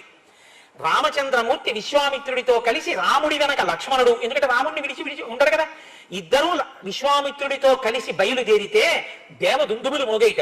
దేవతలందరూ హర్షంతో సంతోషించారట, అప్సరసలు నాట్యం చేశారట, పుష్పవృష్టి కురిసిందిట, అంతఃపురంలో శంఖ భేరీ నాదములు విన్నుముట్టేట. మహానుభావుడు రాముడు లక్ష్మణుడు ఇద్దరు విశ్వామిత్రుడి వెంట వెళుతున్నారు. వాల్మీకి మహర్షి ఎంత పొంగిపోయారంటే ఇటుక తూణీరం ఇటుక తూణీరం 2 బాణ తూణీరాలు కట్టుకున్నారు రామలక్ష్మణులు. మధ్యలో తలకాయ, ఇటుక తూణీరం. ముందు విశ్వామిత్రుడు నడిచి వెడుతున్నాడు. ఈ చేత్తో కమండలం, ఈ చేత్తో బ్రహ్మదండం పుచ్చుకుని ఆయన నడుస్తున్నాడు, వెనక రామలక్ష్మణులు నడుస్తున్నారు. వాల్మీకి మహర్షి అన్నారు, ఈ 2 తూణీరాలు మధ్యలో తలకాయతో 3 తలల పాములు 2 విశ్వామిత్రుడి వెంట వెడితే ఎలా ఉందో అలా ఉన్నది ఆ సన్నివేశం. కాదుట, చతుర్ముఖ బ్రహ్మగారు కమండలం దండం పట్టుకుని ముందు నడిచి వెడుతుంటే వెనక 2 అశ్విని దేవతలు రూపలావణ్యం ఉన్న వాళ్ళు నడిస్తే ఎలా ఉంటుందో అలా ఉంది ఆ సన్నివేశం. కాదుట, పరమశివుడు తపో దురంధరుడు మహానుభావుడు, ఆయన దర్శనమే మంగళకరం. అటువంటి పరమశివుడు బ్రహ్మదండాన్ని కమండలాన్ని పట్టుకుని హిమవత్ పర్వతం మీద నడుస్తుంటే కుమారస్వామి 2 రూపాలు ధరించి ఆయన వెనక నడుస్తుంటే ఎలా ఉంటుందో అలా ఉంది ఆ సన్నివేశం. అలా నడిచి వెడుతున్నారట. ఎక్కడికి వెడుతున్నాం గురువుగారు, మనం ఎంత దూరం నడవాలి గురువుగారు అడగలేదు. ముందు విశ్వామిత్రుడు నడుస్తున్నాడు, వెనక రామలక్ష్మణులు నడుస్తున్నారు. ఇది గురు శుశ్రూష అంటే. గురువు గారు పెడుతున్నారు, మనం పెడుతున్నాం అంతే. గురువు గారికి తెలుసు మన ఎక్కడ ఆపాలో, గురువు గారికి తెలుసు మనకేం పెట్టాలో. వెళ్ళిపోతున్నారు. వెళ్ళాడు. ఒక్కసారి వెనక్కి తిరిగి చూశాడు పిల్లలు ఇద్దరు పిల్లలు ఇలా నవ్వుతూ చూశారు. అప్పటి వరకు ఇలా ముట్టుకుని గురువుగారు ఎక్కడికి వెళ్తున్నాం గురువుగారు, ఇంకా ఎంత నడవాలి గురువుగారు, ఏమీ అడగలేదు. చిన్న పిల్లలు, పూర్వం ఎప్పుడు అలా నడిచిన వారు కాదు, అంత కష్టపడిన వారు కాదు. ఎంత గురుభక్తిరా వీళ్ళకి, నా వెంట ఎలా నడిచి వచ్చేస్తున్నారా, రథాల్లో వెళ్ళవలసిన వాళ్ళు, గుర్రాల మీద వెళ్ళవలసిన వాళ్ళు, ఏనుగుల మీద అంబారీలో తిరగవలసిన వాళ్ళు నా వెంట నడిచి వచ్చేస్తున్నారు. వెనక్కి తిరిగి చూశాట. ఇది గురువు అంటే. కడుపు నిండిపోయింది. అబ్బా ఏమి శిష్యులు రా నా శిష్యులు అనుకున్నట్ట. తన వెంట నడిచి వచ్చినందుకు ఎక్కడికి అని అడగనందుకు గురువుగా విశ్వామిత్రుడు రాముడికి ఇచ్చిన కానుక ఏమిటో తెలుసా అండి? ఇలా తిరిగి చూసి నవ్వాడు. నవ్వి రాముడిని పిలిచన్నాడు, గృహాణవత్స శరీరం మా భూత్కాలస్య పర్యయ మంత్రగ్రామం గృహాణత్వం బలాం అతిబలాం తథా. రామా, కమండలంలో నీళ్లు తెచ్చుకుని కూర్చో, ఆచమనం చెయ్యి, నీకు బల అతిబల అని 2 విద్యలు ఉపదేశం చేస్తున్నాను అన్నాడు. ఏం చేస్తాయి అవి? నశ్రమో నజ్వరో వాతేన రూపస్య విపర్యయ నచ సుప్తం ప్రమత్తం వా ధర్షయిష్యంతి నైరుతాః నవా మోహ సదృశో వీర్యే పృథివ్యాం అస్తి కశ్చన త్రిషు లోకేషు వై రామ న భవేత్ సదృశస్తవ న సౌభాగ్యేన దాక్షిణ్యేన జ్ఞానే బుద్ధి నిశ్చయే నోత్తరే ప్రతివక్తవ్యే సమో లోకే తవానఘ. నీతో రామ, నువ్వు ఈ బల అతిబల అన్న 2 విద్యలు నా దగ్గర స్వీకరించి ఈ మంత్రముల యొక్క సమూహం అయితే మంత్ర గ్రామం అంటారు. అనేక మంత్రాలని నీకు ఇప్పుడు ఉపదేశం చేస్తున్నాను. ఇవి నువ్వు తీసుకుంటే నశ్రమో, నీకు ఎంత దూరం నడిచినా, ఎన్ని రాత్రులు పగళ్ళు నిద్ర లేకుండా నిలబడినా, ఎంత యుద్ధం చేసినా నీకు శ్రమ ఉండదు. నజ్వరో, నీకు జ్వరం రాదు. వాతేన రూపస్య విపర్యయ, వాతాది ప్రకోపములు కలిగి రూపం చెక్కు చెదరదు. నచ సుప్తం ప్రమత్తం వా, నువ్వు నిద్రపోతున్నప్పటికీ రాక్షసాదులు నిన్ను ఏమీ చెయ్యలేరు. నీతో సదృశమైనటువంటి బాహుబలం కలిగినటువంటి వాడికి ఈ లోకంలో ఎవడూ ఉండడు. నీతో సమానమైనటువంటి బుద్ధి కలిగిన వాడు ఈ ప్రపంచం మొత్తం మీద ఇంకొకటి ఉండడానికి వీల్లేదు. అంత గొప్ప మంత్రములను, అటువంటి మంత్ర గ్రామాన్ని నీకు ధారబోసేస్తున్నాను, తీసుకోమన్నాడు. ఆ మంత్ర గ్రామాన్ని తీసుకున్నారు. ముందుకు వెళ్ళారు. సాయంకాలం అయింది. ఆయన నదిలో స్నానం చేసి సంధ్యావందనం చేసుకున్నాడు. గురువు గారు సంధ్యావందనం చేసుకున్నారు, పిల్లలిద్దరూ స్నానం చేసి సంధ్యావందనం చేసుకున్నారు. ముగ్గురు కలిసి తృణములతో, అంటే గడ్డి పరకలతో చేయబడినటువంటి పక్క ఒకటి అక్కడ వేశాడు. అంటే 4 గడ్డి పరకలు అక్కడవి ఇక్కడవి ఏరి తీసుకొచ్చి అక్కడ వేశాడు. పడుకోండి అన్నాడు. తను పడుకున్నాడు. పడుతుందా నిద్ర? హంసతూలికా తల్పాల మీద పడుకునేటటువంటి పిల్లలు ఇప్పుడు ఎక్కడ పడుకున్నారట? తృణశయనే శుచితే సహోచితాభ్యాం అంటారు మహర్షి. తృణశయనం అంటే గడ్డి పరకల మీద పడుకోమన్నాడు. పడుకున్నారట. వాళ్ళకి నిద్ర ఎందుకు పట్టిందోట తెలుసా అండి? గురువు గారిలా మాట్లాడలేదట. తాతగారు ఇద్దరు మనవల్ని చెరువు పక్క పడుకోబెట్టుకుని వాళ్ళని లాలించి మంచి కథలు చెప్తూ వాళ్ళకి అన్ని వర్ణించి చెప్తుంటే వాళ్ళు తాతగారి పక్కన ఇరుక్కుపోయి, తాతగారు పడుకున్నదే సింగిల్ కాట్ బెడ్ అయినా తాతగారు పడిపోతారని ఇద్దరు మనవల్ని నడువుల మీద చేతులేసి దగ్గరగా పడుకోబెట్టుకుని ఇలా చూస్తూ కథ చెప్పలేదు. వీధిలో పడుకున్నారు. వేసవికాలం ఆకాశం వంక చూసి, ఆ ఆకాశం చూసారా, ఆ నక్షత్రాలు చూసారా, ఆ సప్తర్షి మండలం చూసారా, అందులో వశిష్ఠుడని ఉంటాడు. మహానుభావుడు ఎంత గొప్పవాడో తెలుసా వశిష్ఠుడు. ఆయన రామచంద్రమూర్తికి కులగురు అని చెప్తుంటే తాతగారి చెవి దగ్గరగా ఇద్దరు మనవలు అలా ముఖాలు పెట్టి తాతగారు కదులుతున్న నోరు వంక చూస్తూ ఆ మాటలు వింటూ అందులో లయమైపోయి, మనం ఇరుక్కు పడుకున్నాం, కదిలితే పడిపోతామన్నది కూడా మర్చిపోయి తాతగారు మాట్లాడుతుంటే నిద్రపోతే ఊ అండం మానేస్తే తాతగారు అటు ఇటు చూసి ఇద్దరూ నిద్రపోయారని లేచి పక్క మీద సర్ది తాను దుప్పటి దులుపుకుని కింద పడుకున్నట్టు ఇంత అలవాటు పడినటువంటి హంసతూలికా తల్పాలకి అలవాటు పడి నిద్రపోయేటటువంటి రామలక్ష్మణులు అత్యంత ఆదరంతో ప్రేమతో ఆ విశ్వామిత్ర మహర్షి మాట్లాడుతున్న మాటలు కథలు వింటూ ఆదమరిచి నిద్రపోయారు. నిద్రపోతే విశ్వామిత్ర మహర్షి కూడా నిద్రపోయారట. ఏమి రామాయణం అండి! కళ్ళకి కట్టిస్తారు మహర్షి. గురువు యొక్క ప్రేమ అంటే ఎలా ఉంటుందో చూపిస్తారు. అది గురువు అంటే. ఆదరంతో దిగవలసిన చోట దిగిపోతాడు, ఎక్కవలసిన చోట పైకెక్కుతాడు. ఆ ఆరోహణ అవరోహణలలో శిష్యుణ్ణి పైకి ఎక్కిస్తాడు, జారిపోకుండా తనతో తిప్పుకుంటాడు, సామాన్యుళ్ళే ఉంటాడు. ఎక్కవలసిన చోట తనేమిటో ఎక్కి నిలబడి చూపిస్తాడు, పైకి లాగుతాడు. తెల్లవారిపోయింది, పిల్లలు కదూ బడలిపోయారు, ఇద్దరు నిద్రపోయారు. ఆయనో బ్రాహ్మీ ముహూర్తానికి లేచిపోయాడు, ఆయన అలవాటు అయింది. విడిపోయాడు, స్నానం చేశాడు, సంధ్యావందనం చేసేసుకున్నాడు, అనుష్ఠానం పూర్తయిపోయింది. వచ్చాడు, చూశాడు, సూర్యోదయం అవుతోంది, ఎర్రటి కాంతి వస్తోంది. పిల్లలిద్దరు ఇంకా పడుకునే ఉన్నారు. చూశాడు, నిద్రపోతున్నటువంటి రామలక్ష్మణుల యొక్క సౌందర్యాన్ని వాళ్ళు పుట్టిన తరువాత బయట ఉన్న వ్యక్తి అనుభవించడంలో మొట్టమొదట అనుభవించిన ఏకైక వ్యక్తి విశ్వామిత్ర మహర్షి. ఎందుకంటే అప్పటి వరకు కౌసల్య చూసింది అందం, సుమిత్ర కైకేయి చూసింది, దశరథుడు చూశాడు, బయట వాళ్ళు చూడలేదు. విశ్వామిత్రుడు తులశయనం మీద పడుకోబెట్టాడు ఇద్దరి. అయినా వాళ్ళని నిద్ర లేపేటప్పుడు వాళ్ళ యొక్క ముఖ సౌందర్యాన్ని చూశాడు, ఆ నిద్రాకాలిక సౌందర్యాన్ని చూశాడు. చూసి అంటాడు, కౌసల్యా సుప్రజా రామ పూర్వా సంధ్యా ప్రవర్తతే ఉత్తిష్ట నరశార్దూల కర్తవ్యం దైవమాన్వికం. కర్తవ్యం మీతో నేను మనవి చేశాను. ఆయన అంటాడు, కౌసల్యా సుప్రజా రామ, కౌసల్య యొక్క మంచి సంతానమైన రామ నిద్రలే. ఇక్కడ బహుభంగిమలు అనుభవించారు పెద్దలు. ఏ దశరథ సుప్రజా రామ అనకూడదేంటి? సాధారణంగా మనం అప్లికేషన్లో ICHRVVP కోటేశ్వరరావు సన్ ఆఫ్ అంటే తండ్రి గారి పేరు రాస్తాం తప్ప అమ్మగారి పేరు రాయం, నాన్నగారి పేరు రాస్తాం. ఈయన తండ్రి గారి పేరు పెట్టి పిలవలేదు, కౌసల్యా సుప్రజా రామ అన్నాడు. ఇన్ని భావాలో తెలుసా అండి మనసులో? మీ నాన్నని వివాహం చేసుకున్న తర్వాత పట్టమహిషి అయినా ఆవిడికి పిల్లలు పుట్టకపోతే సుమిత్రం చేసుకున్నాడు, బాధపడలేదు. నాకు పుట్టలేదు, వాళ్ళకు పుడితే చాలని దశరథుడు తండ్రి కావాలని వ్రతాలు చేసింది మీ అమ్మ. సుమిత్రకి పుట్టకపోతే యవ్వనంలో ఉన్న కైకమ్మని తెచ్చుకున్నాడు. అసలు కౌశల్య ఇంటికి రాకుండా కైకమ్మ మందిరంలో గడిపాడు. ఆవిడికి బిడ్డలు పుట్టపోయినా ఆవిడ మాటే వినడం మొదలెట్టాడు. అయినా మీ అమ్మ నొచ్చుకోలేదు. మహాపతివ్రత అయి ఎప్పుడూ దశరథ మహారాజు గారిని అనువర్తించి ఎప్పుడూ భగవంతుణ్ణి నమ్ముకుని ఇన్ని పూజలు చేశాను, నా కడుపు పండలేదు అనలేదు. ఈశ్వరుణ్ణి సేవిస్తూనే ఉంది. ఎంత నమ్మకం ఉన్నదో మీ అమ్మ. కాబట్టి కౌసల్యా సుప్రజా రామ కాదు, నేను మీ నాన్నని వెళ్ళి పంపించవయ్యా, నేను ప్రతిజ్ఞ చేస్తున్నానంటే ఇలా ఇలా అన్నాడు. వశిష్ఠుడు జోక్యం చేసుకున్న తర్వాత తనే వచ్చాడు. మీ అమ్మ మాత్రం అసలు ఎవరనాలి పంపనని, లేక పుట్టినవాడు తీసుకెళ్లి విశ్వామిత్రుడికి ఇచ్చేస్తారా అనాలి. అలా అన్నట్టు రామాయణంలో లేదు, ఇచ్చేసింది వెంటనే ఆశీర్వచనం చేసి. నా మీద నమ్మకం మీ అమ్మది, మీ నాన్నది కాదు. కాబట్టి ఓ కౌసల్య కొడక, కౌసల్యా సుప్రజా రామ. కడుపులో అదొక ఆనందం. మీ అమ్మకి నా మీద నమ్మకమయ్యా కాదు. రామ, నువ్వు పుట్టాలంటే మీ నాన్న అశ్వమేధయాగం చేస్తే ఆయన పాపం పోయింది. అశ్వమేధయాగం చెయ్యాలంటే 3 కత్తులతో నవ్వుతూ గుర్రాన్ని చంపి ఓ రాత్రంతా గుర్రాన్ని భర్తని పట్టుకున్నట్టు పట్టుకుని పడుకుంది మీ అమ్మ. పడుకుని అప్పుడు ఆ అశ్వం యొక్క వపని తీసి అగ్నిహోత్రంలో వేడిస్తే మీ నాన్న యొక్క పాపం పోయింది. మీ అమ్మ ఎంత కష్టపడిందయా నువ్వు పుట్టడం కోసం. కాబట్టి కౌసల్యా సుప్రజా రామ. మనిషిగా ఈ లోకంలో పుట్టాలని ప్రతిజ్ఞ చేసి విష్ణు భగవాన్ నువ్వు ఈ లోకంలోకి వచ్చావు. మనిషిగా పుట్టాలి అంటే అమ్మ కడుపులో పుట్టాలి, అమ్మ కడుపులో పెరగాలి. ఏవి గర్భవాసమయ్యా, అన్ని దేవాలయాలు గర్భాలయాలు అయ్యాయి. అన్ని లోకాలు నిండిపోయినటువంటి విష్ణుతత్వాన్ని తన కడుపులో పొదిగించుకుంది మీ అమ్మ కౌసల్య. కడుపాల మోసింది నిన్ను 12 నెలలు మోసి కౌసల్యానందనుడు అని పేరు తెచ్చుకున్నావు. మీ అమ్మ మొట్టమొదట ప్రసవించినప్పుడు నిన్ను చూసుకుని ఎంత మురిసిపోయిందో. ఇంత ప్రసవ వేదన పడి కన్నాను, సుగుణాభిరాముడు నా తండ్రి ఎంత ముద్దులులుకుతున్నాడో. ఆజానుబాహుం అరవిందదలాయతాక్షం రామం నిశాచర వినాశకరం నమామి అని కన్న కడుపు ఎంత పొంగిపోయిందో. కాబట్టి కౌసల్యా సుప్రజా రామ. మామూలు రామ అంటే ఇంకో రాముడు తిరుగుతున్నాడు, పరశురాముడు, ఆయన వస్తాడేమో. అందులో కౌసల్యా సుప్రజా రామ. దశరథుడి పేరెత్తితే ఆయన క్షత్రియులు చంపుతుంటాడు కోపం, కౌసల్య పేరెత్తితే ఆయనతో గొడవ ఉండదు. ఆడదాని పేరెత్తే అంటే ఫోన్ లేని ఊరుకుంటాడు, వెళ్ళిపోతాడు. అందులో ఎక్కడ ఉన్నాడో ఏమో, నీకు మంగళమగుగాక, నీకు భద్రమగుగాక. కాబట్టి కౌసల్యా సుప్రజా రామ. ఎన్ని భావాలండి విశ్వామిత్రుడు. అందుకే ఇప్పటికీ ఎక్కడ సుప్రభాతం చెప్పినా ముందు ఈ సుప్రభాతమే. మనందరం ఊహ చేసి ఈశ్వరుడు నిద్రపోయాడు అనుకుని లేపుతున్నాం.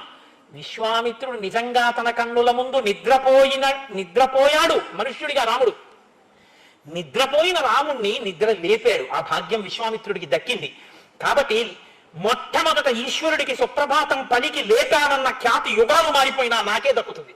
అది వెంకటేశ్వర సుప్రభాతం అని, సింహాచలం నృసింహ సుప్రభాతం అని. ముందు మాత్రం కౌసల్యా సుప్రజా రామ పూర్వా సంధ్యా ప్రవర్తతే, నీ చెప్పిన శ్లోకమే చెప్పాలంతే సుప్రభాతం. ఏ దేవాలయంలో ఈశ్వరుని లేపినా నేనన్న మాటతోనే లేవాలి. ఆ అదృష్టాన్ని నేను నా సొంతం చేసుకుంటున్నాను. ఇలా సొంతం చేసుకోవడానికి మీ అమ్మ నిన్ను కడి నాకు ఇచ్చింది, లేకపోతే నాకు ఎక్కడ దక్కుతుంది. కాబట్టి కౌసల్యా సుప్రజా రామ, ఇన్ని భావాలుట కడుపులో, ఎంత సంతోషమో ఆయనకి. కౌసల్యా సుప్రజా రామ పూర్వా సంధ్యా ప్రవర్తతే. మీ నాన్న నీకు ఉపనయనం చేశాడు, క్షత్రియుడివి, యజ్ఞోపవీతం ఉంది, నువ్వు ధర్మం పాటించాలి. ధర్మం అంటే ఏమిటో లోకానికి చూపించడానికి వచ్చినటువంటి వాడివి. ధర్మం అంటే తెలుసుకోవడం కాదుగా, అనుష్ఠించడంగా, సంధ్యావందనం చెయ్యాలిగా, దాని ఎందుకు త్వర ఉండాలిగా. మరి సూర్యోదయం అయిపోతే ప్రాయశ్చిత్తంతో సంధ్యావందనం చెయ్యాలిగా, అర్ఘ్యం ఇవ్వాలిగా. అందుకని తొందరగా నువ్వు లేవద్దు, నువ్వు చెయ్యవలసిన పని నువ్వు చెయ్యొద్దు.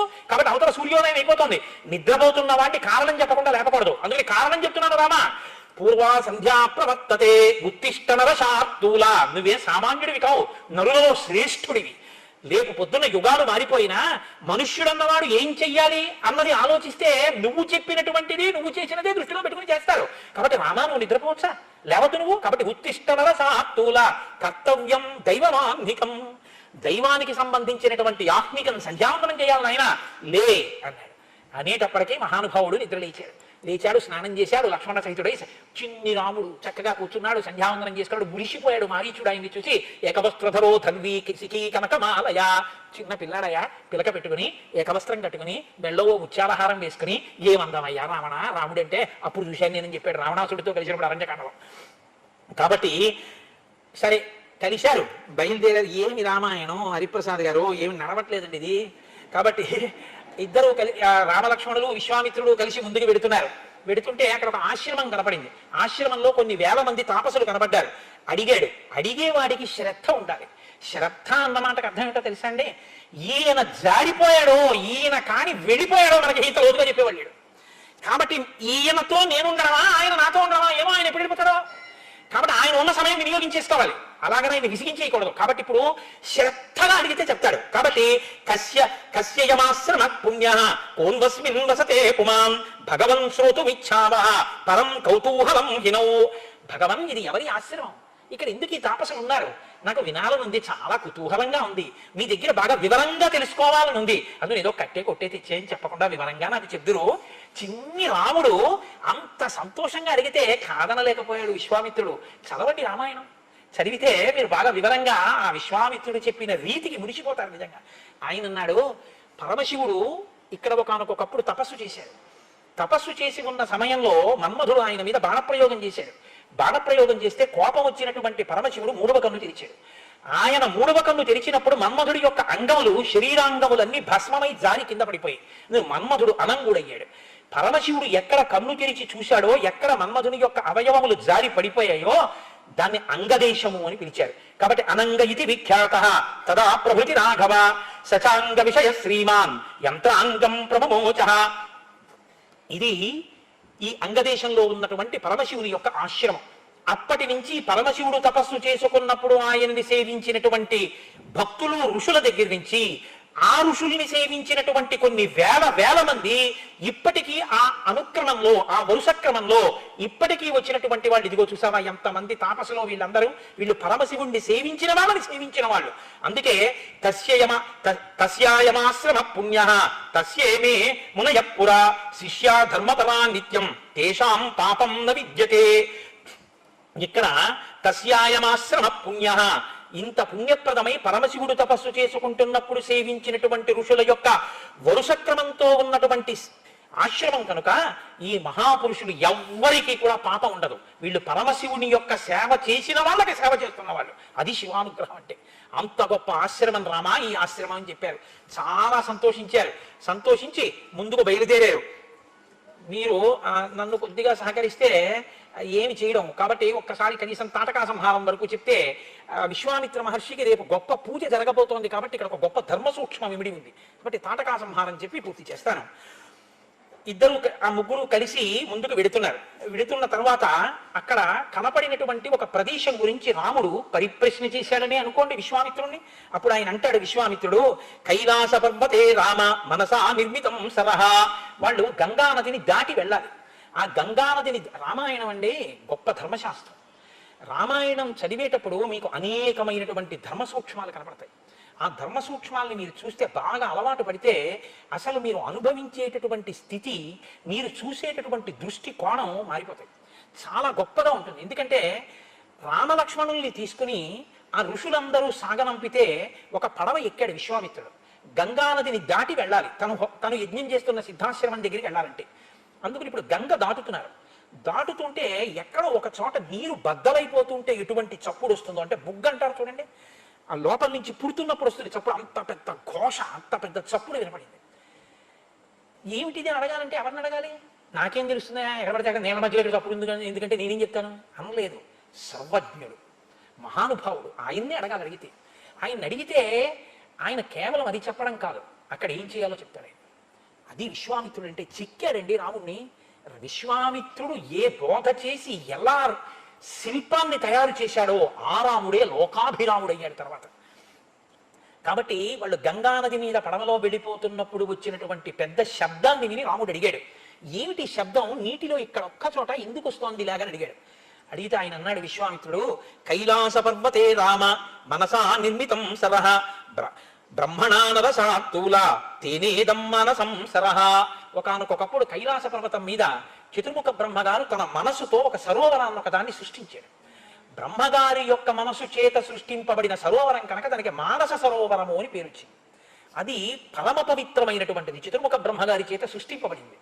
అది పాపరాశిని దగ్ధము చేయగలిగినటువంటిది. ఇంద్రుడంతటి వాడు బ్రహ్మహత్యాపాతకం పోవాలి అంటే ఆ మానస సరోవరంలోనే లోపలికి వెళ్ళి తామర తూడులో దాక్కున్నాడు. కాబట్టి ఆ సరోవరం ఏదుందో అందులోంచి మళ్ళీ ఒక నది పుట్టింది. ఆ నది ఈ అయోధ్య పట్టణానికి చుట్టూ తిరుగుతూ ఉంటుంది, చుట్టూ ఉంటుంది. అలా చుట్టూ ఉన్నటువంటి నది ఆ సరస్సులోంచి పుట్టింది కాబట్టి దీనికి సరయు అని పేరు. బ్రహ్మ మనసులోంచి పుట్టింది మానస సరోవరం అయితే, అందులోంచి పుట్టింది సరయు. సరయు అందువల్ల చాలా పవిత్రమైన నది. ఆ నది అయోధ్య చుట్టూ తిరిగి, రామ ఇప్పుడు మనం గంగలో ప్రయాణం చేస్తున్నాం కదా, ఇక్కడ గంగలో కలిసింది. ఇప్పుడు గంగా సరయు నదీ సంగమం జరిగింది.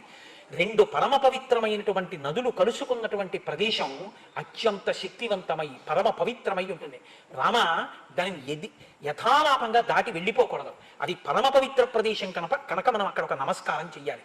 కాబట్టి మీరు తస్యాయమతుల శబ్దో జాహ్నవీం అభివర్తతే వారి సంచోభజో రామ ప్రణామం నియతక్కురు. ఇక్కడ నువ్వు ఒక నమస్కారం చెయ్యి అన్నాడు. నమస్కారం చేశారు, గంగానదిని దాటారు, కిందకి దిగారు, ముందుకు వెడుతున్నారు. అక్కడ ఒక పెద్ద అరణ్యంలా ఉంది, నిర్మానుష్యమైనటువంటి ప్రదేశం. నాకు శృంగేరి వెళ్ళినప్పుడు అక్కడ అరణ్యాలు చూస్తే ఈ శ్రీరామాయణంలో వర్ణనలే నాకు జ్ఞాపకానికి వచ్చాయి. అది చాలా చీకటి చీకటిగా ఉంది వనమంతా. రాముడు ప్రశ్న వేస్తే ఎంత గొప్పగా ఉంటుందో తెలుసా అండి. అవతల వాడు జవాబు చెప్పకుండా ఉండలేడు, ఎందుకంటే అంత పరిశీలనాత్మకంగా చూసి వేస్తాడు ప్రశ్న. పిల్లాడు ఎంత గొప్పగా చూశాడురా, ఎంత గొప్పగా చూసి అడుగుతున్నాడు రా ప్రశ్న అని యథాలాపంగా అడిగిన ప్రశ్న కాదు. ఉత్సుకతతో, సంతోషంతో, కృతనిశ్చయంతో, తెలుసుకోవాలన్న కుతూహలంతో అడుగుతున్నాడు. చెప్పకుండా ఉండలేడు గురువు, అలా అడుగుతాడు. అందుకని ఎలా అడిగాడో చూడండి. అహోవనమిదం దుర్గం జిహ్వికాగణనాదితం భైరవై శ్వాపదై పూర్ణం శకుంతైర్దారుణారుతై. భగవన్, ఏమిటి అరణ్యం అంతా ఇలా ఉంది, ఇక్కడ ఈల పురుగుల గోళ వినపడుతోంది అన్నాడు. ఇదో చమత్కారమైనటువంటి మాట. మనమైతే బహుశా కీచురాళ్ల రొద అని ఒకటి అంటుంటాం. కీచురాళ్ళు అదే పనిగా అరుస్తున్నాయి అంటే అక్కడ మనుష్య సంచారం అని ఇంకా ఎక్కువ లేదు అని గుర్తు. కీచురాళ్ళు అరుస్తుంటాయి. ఈల పురుగుల యొక్క రథ వినపడుతోంది. భాసపక్షులు చేసేటటువంటి ధ్వనులు వినపడుతున్నాయి. శ్రీరామాయణంలో ఇదొక చమత్కారం అండి. అనేకమైన చెట్ల పేర్లు, అనేకమైన పక్షుల పేర్లు, అనేకమైన శకునాల పేర్లు మీకు కనపడతాయి. కొన్ని కొన్ని పక్షులు అరుస్తున్నాయంటే అక్కడ మనుష్యుల్ని తినేసే అలవాటు ఉన్న రాక్షసులు ఉన్నారని గుర్తు. అక్కడ మనుష్యులు తిరగరనమాట, అక్కడే ఆ పక్షులు ఎగురుతుంటాయి. కాబట్టి భైరవైశ్వాపదై పూర్ణం శకుంతైర్దారుణారుతై. భాసపక్షుల యొక్క అరుపులు వినపడుతున్నాయి, ఈల పురుగుల యొక్క రొదలు వినపడుతున్నాయి. క్రూర మృగములు ఒక్కటే ఇక్కడ తిరుగుతున్నాయి. ఇక్కడ ఉండేటటువంటి చెట్లు చూస్తే చండ్ర, నల్లమద్ది, తుమ్మి, కలిగొట్టు, మారేడు మొదలైనటువంటి పెద్ద పెద్ద వృక్షాలతో నిండిపోయి ఉంది. ఎక్కడ మనుష్య సంచారం కనపట్టలేదు, ఒక్క మనిషి లేడు. ఇలా ఎందుకు జరిగింది? దీనికి ఇలా జరగడానికి కారణం ఏమిటి? ఎందుకు ఇలా ఉంది వనం అంటే ప్రమాదాన్ని శంకించాడు రాముడు. ఇది మనుషులు తిరగట్లేదు, ఇక్కడ ఎవరో మనుషుల్ని తినేవాళ్ళు ఉండాలి. ఇలా ఎందుకుందని అడిగాడు. ఆయన దీర్ఘదర్శనానికి సంతోషించాడు విశ్వామిత్రుడు. సంతోషించి ఆయన అన్నాడు, నాయన ఇక్కడ ఇది ఎందుకుందో ఈ వనం చెప్తాను, జాగ్రత్తగా విను. ఒకానొకప్పుడు ఇంద్రుడు వృత్రాసురుడు అనబడేటటువంటి ఒక బ్రాహ్మణ వధ చేశాడు. ఆయనని ఆ బ్రహ్మహత్యా పాతకం పట్టుకుంది. పట్టుకుంటే ఆయనకి మలదము కరుషము అని రెండు ప్రబలై, అంటే విపరీతమైన ఆకలి, శరీరం నందు అశుచి, ఈ రెండు వచ్చాయి. అవి ఆయన వదిలిపెట్టలేదు, ఎక్కడికెళ్ళినా వెంటబడ్డాయి. అప్పుడు ఇంద్రుడు ఈ ప్రాంతానికి వచ్చాడు. మహర్షులందరూ ఏం చేశారంటే ఆయన ఒంటికి పట్టిన అశుచిని తొలగించడానికి, ఆయనకి పట్టుకున్న ఆకలిని తొలగించడానికి అభిమంత్రించినటువంటి మంత్రపూతములైన నదీ జలములను తీసుకొచ్చి ఆయనని ఇక్కడ స్నానం చేయించారు. ఆ జలముల చేత ఆయన పాపములు వదిలిపెట్టి ఈ భూమి మీద పడ్డాయి. ఈ భూమి స్వీకరించింది. ఇంద్రుడి యొక్క ఆ మలాన్ని, ఇంద్రుడి యొక్క కరుషము అంటే ఆకలిని ఈ భూమి బుచ్చుకుంది. కాబట్టి ఈ రెండు పట్టణానికి మలదము కరుషము అని పేర్లు వచ్చాయి. అలా పేర్లు వచ్చిన ఈ రెండు పట్టణాలని చూసి ఇంద్రుడు సంతోషించాడు. మీరు నాకున్నటువంటి ఇబ్బందుల్ని పుచ్చుకున్నారు కనుక మీరు సౌభాగ్యవంతములై, జనవంతములై, ఐశ్వర్యవంతములై పరిఢవిల్లెదరుగాక అని వరమిచ్చాడు. జనంతో నిండిపోయి ఈ పట్టణాలన్నీ చాలా సంతోషంగా ఉండేవి. కానీ ఇక్కడ తాటక అని పేరు కలిగినటువంటి ఒక రాక్షసి బయలుదేరింది. ఆవిడ ఈ ప్రాంతం అంతటినీ కూడా తన ఆధీనం చేసుకుని మనుష్యుల్ని తినేయడం మొదలుపెట్టింది. ఆ కారణం చేత జనం అందరూ వెళ్ళిపోయారు. నిర్మానుష్యములై శోభ జరిగిపోయి ఈ ప్రాంతం అంతా అరణ్యమైపోయింది అన్నాడు. వదిలిపెడతాడా రామచంద్రమూర్తి? కస్యచిత్తద కాలస్య యక్షీవై కామరూపిణి బలం నాగ సహస్రస్య ధారయంతి తదాహ్యభూత్ తాటకానామ భద్రంతే భార్యాసు సుందస్య ధీమతః మారీచో రక్షస పుత్రో యస్యాహ శక్ర పరాక్రమః. గురువు గారి ప్రేమ అంటే ఏమిటో మీరు చూడండి. రామ, 1000 ఏనుగుల బలం కలిగినటువంటి ఒక యక్షిణి, ఒక రాక్షసి ఇక్కడ తిరుగుతుంది, మనుషుల్ని తింటుంది అని ఊరుకోవాలి కదా. విశ్వామిత్రుడు అన్నాడు వెంటనే, తాటకానామ భద్రంతే, ఆవిడ పేరు తాటక, రామ నీకు భద్రమగు కాక. అంటే ప్రేమ. అయ్యో పిల్లల్ని తీసుకొచ్చాను ప్రతిజ్ఞ చేసి, ఆ తాటక ఎక్కడి నుంచి వచ్చి మీద పడుతుందో ఈ పిల్లల మీద, ఈ పిల్లలకి ఏమీ జరగకుండా కాక, రామా నీకు భద్రంతే భద్రంతే. తాటక అన్న రాక్షసి ఇక్కడ తిరుగుతోంది, దానికి 1000 ఏనుగుల బలం. సుందుడు అన్న ఆయన ఆమెకి భర్త, మారీచుడు అన్నవాడు కొడుకు. వాళ్ళ వల్ల ఈ ప్రాంతం ఇలా అయిపోయింది అన్నాడు. ఊరుకుంటాడా రామచంద్రమూర్తి? అలా ఊరుకుంటే ఇంకేమండి. ఆయన అన్నాడు, అలా కాదు మహానుభావ, అసలు తాటకకి శాపం ఎందుకు వచ్చింది? అడిగే ప్రశ్న ఎలా ఉంటుందో తెలుసా అండి? విసిగిస్తున్నట్టుండదు, దానికి జవాబు చెప్పకుండా ఉండలేని స్థితిలో ఉంటుంది. అంత ఉత్సాహవంతంగా ఉంటుంది ఆ ప్రశ్న. వెంటనే రాముడు అన్నాడు, అదేమిటి? అల్పవీర్యాయదా యక్షాః, యక్షులు చాలా అల్పవీరులు, వాళ్ళకేం పెద్ద బలం ఉండదు. యక్షిణి అంటున్నారు కదా, అందులో ఆడది కదా తాటక. అటువంటి దానికి అంత బలం ఎక్కడి నుంచి వచ్చింది? ఉండకూడదు కదా. 1000 ఏనుగుల బలం ఎలా వచ్చింది? ఆవిడైనా ఏనుగుల బలం వస్తే మాత్రం ఈ ప్రాంతాన్ని ఎందుకు ఇలా చేసింది? బ్రహ్మన్ నాకు చెప్పరా? పిల్లాడి వంక చూశాడు, ఏమి ప్రేమ, ఏమి ప్రశ్న వేస్తాడు, ఎంత ఉత్సాహం తెలుసుకోవాలని. నానా తప్పకుండా చెప్తాను. మళ్ళీ మొదలు పెట్టాడు. పూర్వమాసీన్ మహాయక్షః సుకేతుర్నామ వీర్యవాన్ అనపత్యః శుభాచారః సచతేపే మహత్తపః. పూర్వకాలంలో సుకేతుడు అని పేరు కలిగినటువంటి ఒక యక్షుడు ఉండేవాడు. ఆయన చాలా గొప్ప ఆచరణ కలిగిన వాడు, చక్కటి ప్రవర్తన ఉన్నవాడు. ఆయన తపస్సు చేశాడు ఒకనొకప్పుడు చతుర్ముఖ బ్రహ్మగారి కోసం. బ్రహ్మగారు ప్రత్యక్షం అయ్యారు. ఎవరు తపస్సు చేసినా ఆయన ప్రత్యక్షం అవుతారు. తపస్సు చేయాలి అని చేస్తే ప్రత్యక్షం. ఏం కావాలన్నాడు? నాకు ఒక గొప్ప కొడుకు కావాలన్నాడు. ఆయన ఏమి శంకించాడు. ఆయన అన్నాడు, కొడుకు కుదరదు కానీ నీకు 1000 ఏనుగుల బలం ఉన్నటువంటి ఒక ఆడపిల్లని ఇస్తున్నానన్నాడు. ఇప్పుడు ఒక ఆడపిల్ల పుట్టింది. ఆ పుట్టినటువంటి ఆడపిల్ల 1000 ఏనుగుల బలంతో పుట్టింది. పుడుతూనే ఆవిడ్ని సుందుడు అనబడేటటువంటి పేరు ఉన్నవాడికి ఇచ్చి వివాహం చేశాడు. ఏదో ఇద్దరు సంతోషంగా ఉన్నారు. కస్యచిత్తద కాలస్య యక్షీ పుత్రం అజాయత మారీచం నామ దుర్ధర్షం యస్యాపాద్రక్షసో భవత్. ఈ యక్షులిద్దరికీ కలిపి ఒక పిల్లాడు పుట్టాడు, వాడి పేరు మారీచుడు. కానీ వాడు యక్షులకి పుట్టినవాడు యక్షుడే అవుతాడు కదండి. కానీ వాడికి శాపం వచ్చి రాక్షసుడు అయ్యాడన్నాడు. శాపం వచ్చి యక్షుడు రాక్షసుడు అయ్యాడు, అలా ఎందుకు వచ్చింది? మళ్ళీ అడిగాడు. చెప్పాలి కదా మరి. అందుకని ఆయన అన్నాడు, రాక్షసత్వం భజస్వేతి మారీచం యజహారసః. అలా ఎందుకయ్యాడంటే నాయన, ఒకానొకప్పుడు అగస్త్య మహర్షి ఈ ప్రాంతంలో వెళ్ళిపోతున్నారు. వెళ్ళిపోతుంటే ఈ తాటక యొక్క భర్త అయిన సుందుడు అనబడేటటువంటి యక్షుడు ఆయన మీద పడ్డాడు. ఎందుకు ఆయన మీద పడుతుంటారంటే ఆయన పొట్టిగా ఉంటారు అగస్త్య మహర్షి. ఆయన శక్తి తెలుసుకోలేక ఆయన్ని చూస్తే ఏదో పరిహాసం ఆడచ్చు అనుకుని వీళ్ళు వెళ్ళి ఆయన మీద పడుతుంటారు. ఆయన మీద పడ్డారు. ఆయన మహానుభావుడు. ఆయన గురించి బ్రహ్మవైవర్త పురాణంలో ఎంత గొప్పగా చెప్తారో. ఆ సముద్రం అడుగున ద్వారం ఉంది. రాక్షసులందరూ కింద పడుకునేవారు. వాళ్ళ రాకపోకలు తెలిసేవి కావు. వాళ్ళని చంపడం కోసం అని చెప్పి దేవతలు అన్నారు, ఈ సముద్రం నీళ్లు కాసేపు తీసేస్తే మనం వెళ్ళి చంపేయచ్చు, తర్వాత మళ్ళీ నీళ్లు నింపేద్దామని అగస్త్యుడి దగ్గరికి వెళ్ళి అడిగారు, అయ్యా కాసేపు మీరు ఆ నీళ్లు లోపలికి వచ్చేసుకోండి, మేము రాక్షసుల్ని చంపేసి వచ్చేస్తాం అన్నారు. వాళ్ళు ఏం చెప్పడం మర్చిపోయారంటే మళ్ళీ నీళ్లు వదిలేయండి అని చెప్పడం మర్చిపోయారు. ఆయన ఏం చేశాడంటే అదంతా పని సముద్రంలో నీళ్లు తీసేయాలి అంతేనా అని సముద్రం నుండికి వెళ్ళి ఒకసారి ఆచమనం చేసేసాడు. అవన్నీ పుచ్చుకున్నాడు. ఓం కేశవాయ స్వాహ అన్నాడు, అంతే వెళ్ళిపోయి సముద్రం నీళ్ళు. దేవతలందరూ లోపలికి వెళ్ళి రాక్షసుల్ని చంపి బయటికి వచ్చేసి అన్నారు, ఎలా ఉన్నది అలా ఉండాలి కదా, నీళ్లు వదిలేయండి అన్నారు. ఈ మాట మీరు నాకు ముందు చెప్పలేరు కదా అన్నాడు.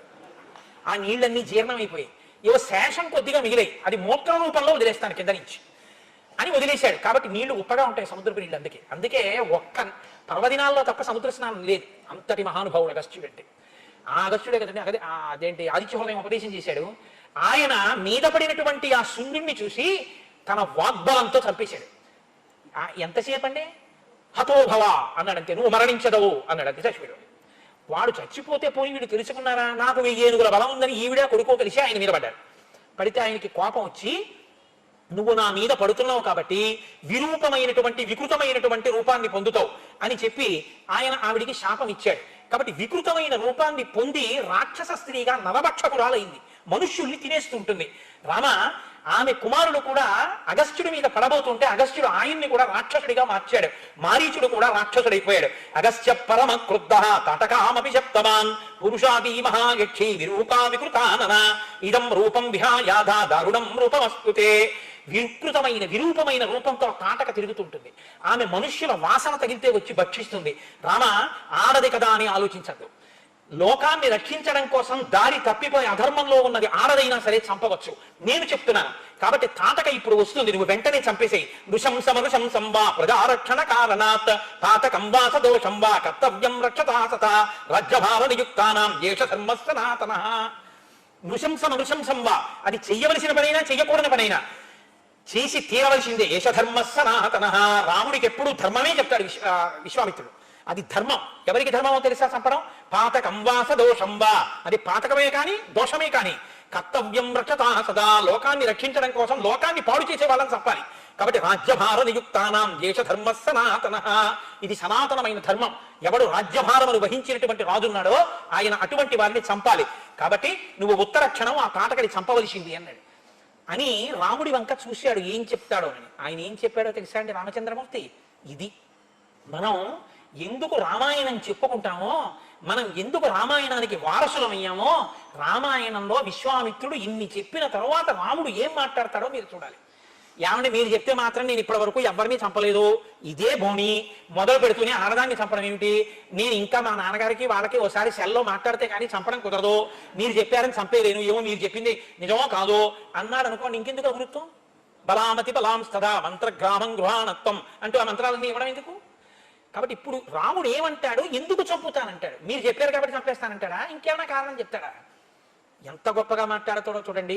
పితుర్వచన నిర్దేశాత్ పితుర్వచన గౌరవాత్ వచనం కౌశికస్యేతి కర్తవ్యం అవిశంకయా అనుశిష్టోస్మ్యోధ్యాయాం గురు మధ్యే మహాత్మన పిత్రా దశరథేనాహం ఆవజ్ఞేయం హి తద్వచః గోబ్రాహ్మణ హితార్థాయ దేశస్యాస్య సుఖాయ చ తవ చైనా ప్రమేయస్య వచనం కర్తుముద్యతః. అయోధ్యా పట్టణంలో సభలో అంతమంది ఎదురుగుండా ఉండగా మా నాన్నగారు నన్ను అంతఃపురంలోంచి తీసుకొచ్చి నా మూర్ధన్య స్థానమునందు ముద్దు పెట్టుకుని మిమ్మల్ని చూపించి మీతో పంపించేటప్పుడు నాతో ఒక మాట చెప్పారు. ఈయన మహానుభావుడు, ఈయన ఆజ్ఞ అనుల్లంఘనీయము, ఈయన చెప్పిన మాట అతిక్రమించకూడదు రామా, ఈయన వెంట వెళ్ళని చెప్పారు. నేను మనుష్యులను, నా మొదటి ధర్మము పుత్రధర్మం. మా నాన్నగారు నన్ను పంపించినప్పుడు మీరు ఏం చెప్తే అది చెయ్యమని చెప్పారు. కాబట్టి పితుర్వచన నిర్దేశాత్ పితుర్వచన కారణాత్, మా నాన్నగారు చెప్పారు కాబట్టి చంపేస్తారన్నాడు. ఇది తండ్రికి ఇచ్చిన గౌరవం. దీనికి మనం వారసులం. అటువంటి వారసత్వం ఉన్నటువంటి జాతిలో నాన్నగారు మీరు నాకు పిల్లలను చూడడం ఏమిటి అని అడిగినటువంటి డైలాగు రాయడం ఎంత దారుణమో మీరు ఆలోచించండి. మన పిల్లలకి అటువంటివి తీసుకొచ్చి కేబుల్ టీవీకి 200 కట్టి చూపించి పాడు చేసి విషవృక్షాలను తయారు చేసుకున్న సంస్కృతికి దిగజారిపోయి మనం ఇవాళ ఎంత ఘోరాపచారం చేస్తున్నామో విద్యులు మీరు బాగా ఆలోచించండి. పితుర్వచన నిర్దేశాత్ పితుర్వచన కారణాత్ వచనం కౌశికస్యేతి కర్తవ్యమని అవిశంకయా. ధర్మములు తెలుసున్నవాడివి, బ్రహ్మర్షివి, నువ్వు నాకు ఇది ధర్మమని చెప్పిన తరువాత ఇక నేను అతిక్రమించడం అన్నది ఉండదు. నా బుద్ధితో ఆలోచించవలసిన పని లేదు. తండ్రి చెప్పాడు, మీరు చెప్పారు, నేను తాటకా సంహారం చేస్తున్నానన్నారు. ఈలోగా తాటక చూసింది, పరిగెత్తుకొచ్చింది, మీద పడింది, రాళ్ల వర్షం కురిపించింది, మాయని పొందింది, అంతర్ధానమైంది, విచిత్ర రూపాలు పొందింది, కామరూపంతో ప్రవర్తించింది, అనేక విధాలుగా ఆయనతో యుద్ధం చేసింది.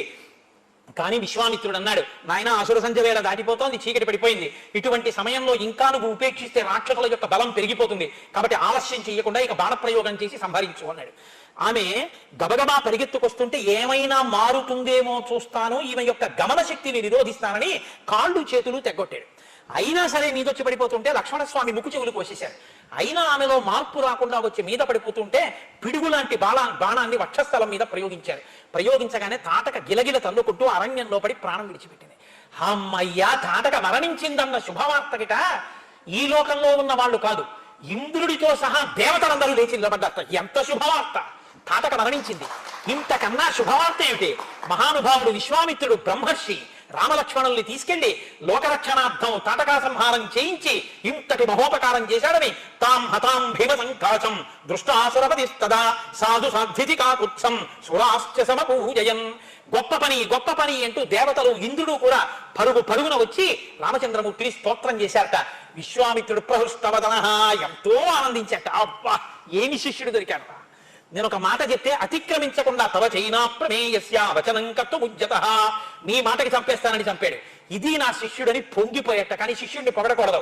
ఎంతో సంతోషించి, నాయన రండి, మనం ఇక్కడ తాటకా సంహారం అయిపోయింది, మనందరం బయలుదేరుదామని చెప్పి చీకటి పడిపోయిన తర్వాత నిర్భయంగా మళ్ళీ ఇద్దరు పిల్లల్ని పెట్టుకుని చక్కగా వనంలోనే పడుకుని మంచి కథలతోటి చక్కటి విషయాలతోటి మళ్ళీ మనవలిద్దరిని తాతగారు పట్టుకున్నట్టుగా పడుకోబెట్టుకుని ఎంతో మంచి కబుర్లు చెప్తూ ఆశ్రమంలో అక్కడ ఉన్నటువంటి వాళ్ళందరూ చుట్టుపక్కల వాళ్ళందరూ కూడా వస్తే ఎంతో ఆనందంగా ఆ రోజు రాత్రి విశ్వామిత్రుడు రామలక్ష్మణులతో కలిసి పడుకుని నిద్రపోతున్నాడు. ఇంకా ఇంతకన్నా చెప్పి వాళ్ళకి నిద్రాభంగం చేయడం ఎందుకు? రేపు సాయంకాలం మళ్ళీ ప్రారంభం చేద్దాం. ఇవాళ విశ్వామిత్రుడు వచ్చినటువంటి ఘట్టం రామాయణంలో చాలా గొప్పది. ఈ ఘట్టం ఎంత గొప్పదో రేపటి రోజు నేను ఒళ్ళు మరిచిపోయి చెప్పకుండా ఉంటే షణ్ముఖోత్పత్తి వస్తుంది, గంగావతరణం వస్తుంది. వాల్మీకి మహర్షి ఫలశ్రుతి చెప్పరు ఇక్కడ. ఇది వింటే ఇది వస్తుందని వాల్మీకి చెప్పరు. అటువంటిది షణ్ముఖోత్పత్తికి గంగావతరణానికి కూడా చెప్పారు. ప్రత్యేకించి గర్భిణీ స్త్రీలు విని తీరాలి షణ్ముఖోత్పత్తి. గంగావతరణం ఎవరు వింటారో వాళ్ళకి ఆ క్షణంలోనే పాపరాశి ధ్వంసం అయిపోతుందని చెప్పారు మహర్షి. అంత గొప్ప గంగావతరణం. రేపటి రోజున విశ్వామిత్రుడి వంశవృత్తాంతం, మారీచ సుబాహుల మరణం, ఈ ఘట్టాలన్నీ బహుశः రామచంద్రమూర్తి నాతో పలికించి ఎక్కడో ఉండిపోకుండా నన్ను కాపాడుగాక.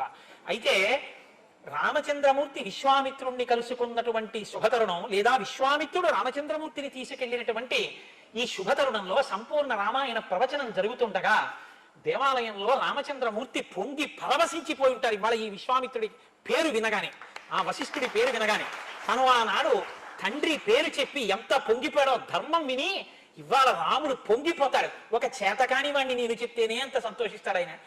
రేపటి రోజున సప్తర్షులకు పూజ చేస్తారు. అంటే వేదం చదువుకున్నటువంటి బ్రాహ్మణులు, విశ్వామిత్రుడు గోత్రంలో ఋషిగా ఉండి ఋషి సంతానంగా వచ్చినటువంటి వారిని ధర్మపత్ని సమేతంగా పిలిచి, అలాగే సప్తర్షి మండలంలో ఉండేటటువంటి 7 ఋషుల్ని, 7 ఋషులు భార్యాసహితులై వచ్చి రామాలయంలో కూర్చుంటారు. రేపు ఉదయం కూర్చున్న తర్వాత వాళ్ళని మేళతాళాలతో ఈ మంటపంలోకి తీసుకొస్తారు. ఋషులు కూర్చోవడానికి ఉపయోగించేటటువంటి ఆసనాల మీద 7 ఋషుల్ని బ్రహ్మస్థానంలో కూర్చున్న వ్యక్తి శ్లోకంతో ఆవాహన చేస్తారు. అయ్యా, మీరు మీ ధర్మపత్నితో కలిసి రండి అని పిలుస్తారు. హరిప్రసాద్ గారు వెళ్ళి చక్కగా వాళ్ళ అబ్బాయిని పక్కన నించోబెట్టుకోవాలి. ధర్మానికి కొడుకు కోడలు వెళ్ళి ఆ ఋషుల్ని వేదిక మీదకి తీసుకొస్తారు. ధర్మపత్ని సహితులై ఆ ఋషులందరూ కూర్చుంటారు. 7 ఋషుల్ని అర్చిస్తారు. మీరు చూసి తీరాలి. ఋషికి ఇచ్చేటప్పుడు మామూలుగా ఇవ్వరు. ఒక రుద్రాక్ష తావళం, పెట్టుకోవడానికి విభూతి, ఆయన పెట్టుకోవడానికి బొట్టు, వేసుకోవడానికి యజ్ఞోపవీతం, ఇవన్నీ కూడా ఆయనకి రేపటి రోజున బహూకరిస్తారు. ఈ బహూకరించేటటువంటి ప్రయత్నం చాలా గొప్పగా ఉంటుంది. ఈ కార్యక్రమం రేపు ఉదయం ఖచ్చితంగా 10 గంటలకు ప్రారంభమవుతుంది. రాముడు కాలనియమం పాటించే వ్యక్తి, విలంబనం మంచిది కాదు.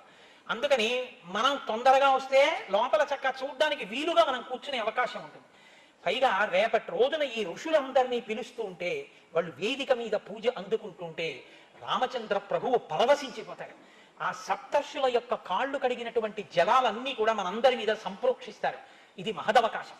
సంపూర్ణ రామాయణాంతర్గతంగా జరుగుతున్నటువంటి విశేష కార్యక్రమం.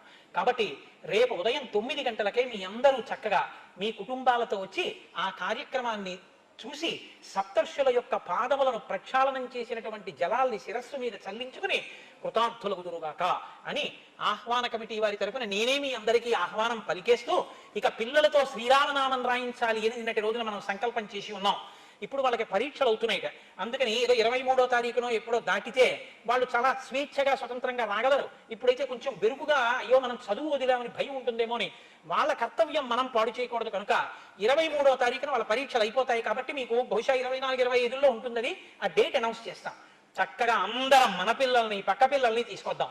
ఒక అరగంట, ఒక 45 నిమిషాలు వాళ్ళు శ్రీరామ శ్రీరామ అని నామం రాస్తారు. అది వాళ్ళని కాపాడి తీరుతుంది. నాకు పరిపూర్ణమైన విశ్వాసం ఉంది. వాళ్ళందరికీ రామమాడలు బహూకరించి పంపిద్దాం. కాబట్టి రేపు ఉదయం విశేష కార్యక్రమం తిలకించడానికి ఉదయం 9 గంటలకి 10 గంటలకి మధ్యలోనే వచ్చేసేయండి. రేపు సాయంకాలం 6:30 యథాతథంగా శ్రీరామాయణ ప్రవచన కార్యక్రమం కూడా ప్రారంభమవుతుంది. మంగళాశాసన పరై మదాచార్య పురోగమై సర్వైశ్చ పూర్వైరాచార్యై సత్కృతాయాస్తు మంగళం. మంగళం కోసలేంద్రాయ మహనీయ గుణాత్మనే చక్రవర్తి తనూజాయ సర్వభౌమాయ మంగళం. ఉమాకాంతాయ కాంతాయ కామితార్థ ప్రదాయినే శ్రీగిరీశాయ దేవాయ మలినాథాయ మంగళం. కరచరణకృతం వా కర్మవాక్కాయజం వా శ్రవణనైనజం వా మానసం వా పరాధం విహితమవిహితం వా సర్వమేత్తక్షమస్వా శివ శివ కరుణాబ్ధే శ్రీ మహాదేవ శంభో. సర్వం శ్రీ ఉమామహేశ్వర బ్రహ్మార్పణమస్తు. స్వస్తి.